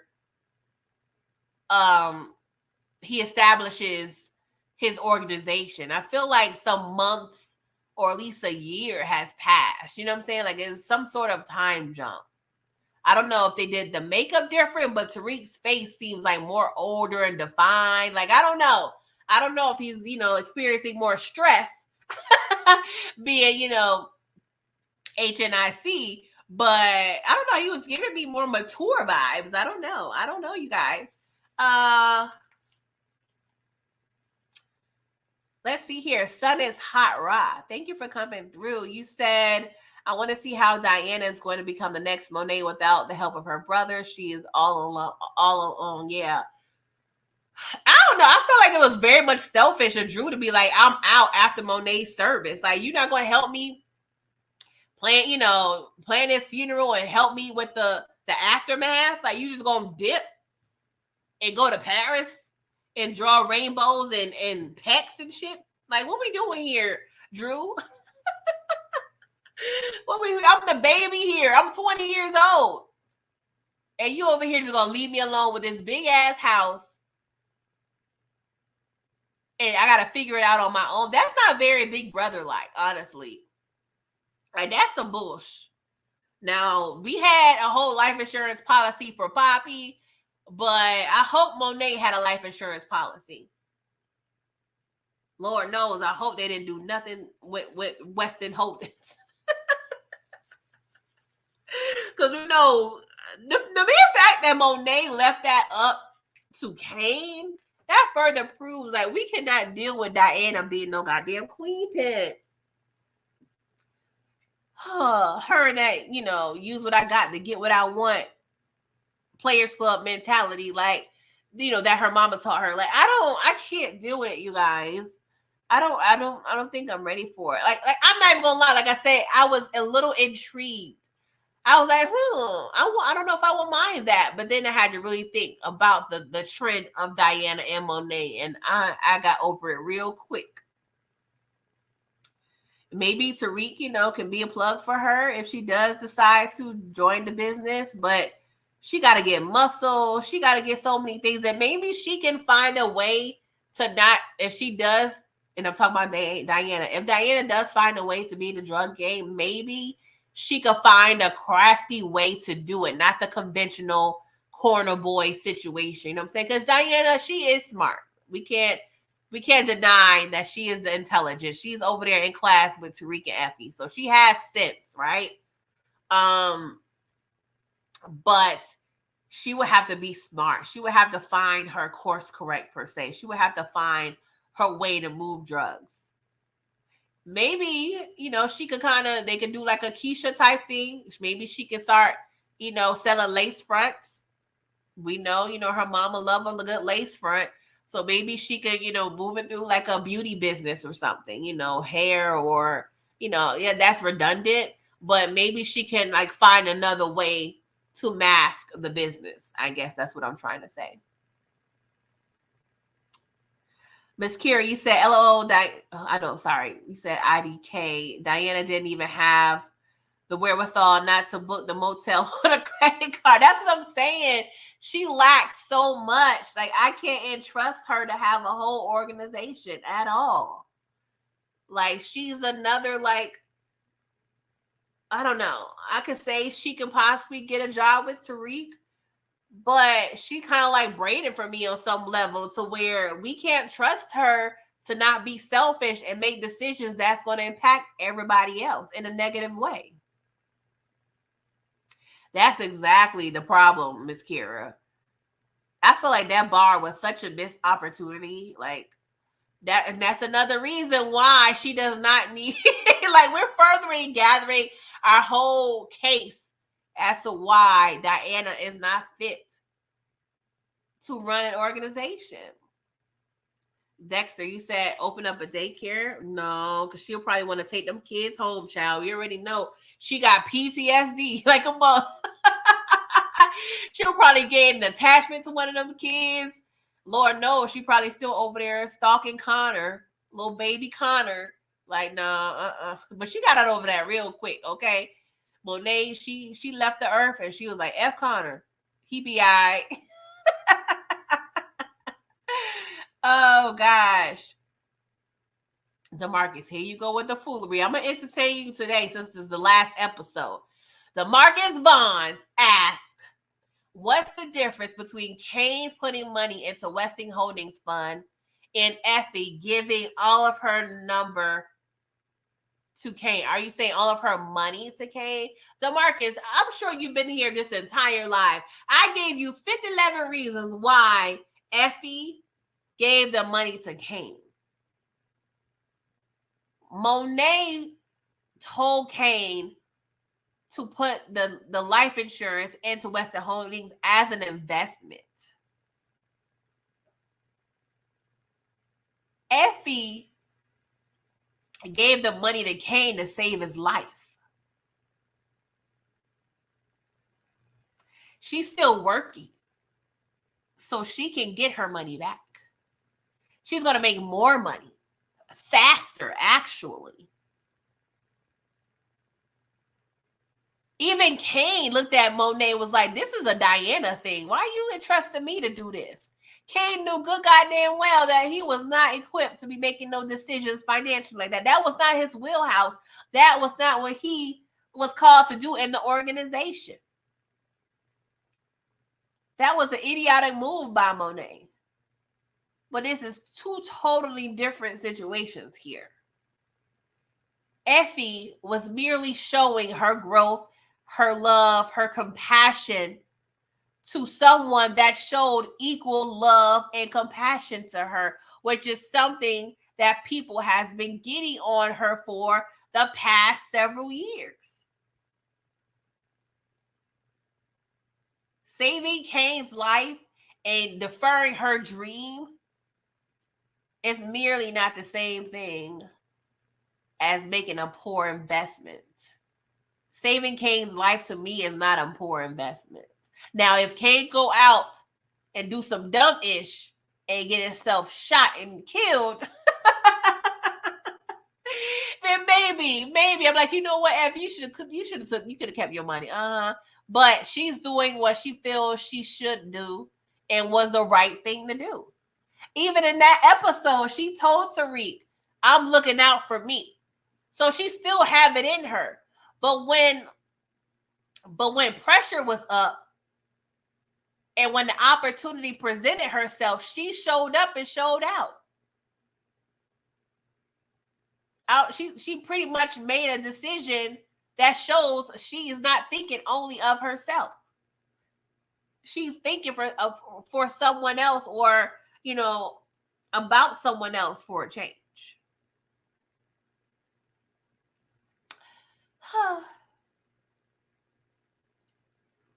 Dexter, you said Monet calling Kane an idiot. The whole series entrusted him with the life insurance money. That's what I'm saying. She called him P-Whip and an idiot all day, every day for 4 years of our lives. But you over here doing, like, that's what I'm saying. Like, Monet, oh Lord, these poor kids, they was not set up for success at all. But you guys, it's been real. I'm going to get out of here. Okay. Please continue to follow, you know, the content that I do release to you guys. I appreciate you coming through and listening to me rant and banter and be frustrated and be happy and have all of the emotions discussing this episode. I hope you don't mind my request for a thumbs up, a like for this video, a subscription, you know what I'm saying, to this channel if you are not already subscribed. We have a good time over here, you know what I'm saying? But I appreciate all of the super chats and super stickers. DeMarcus, HFG, Derry B. Thank you so much for putting money in the collection plate. We appreciate you over here, okay? But I hope you guys enjoy your week. Have a blessed one. I will see you guys on Wednesday when we discuss OG Power, episode 609, okay? But love you, and I will see you soon. Toodles.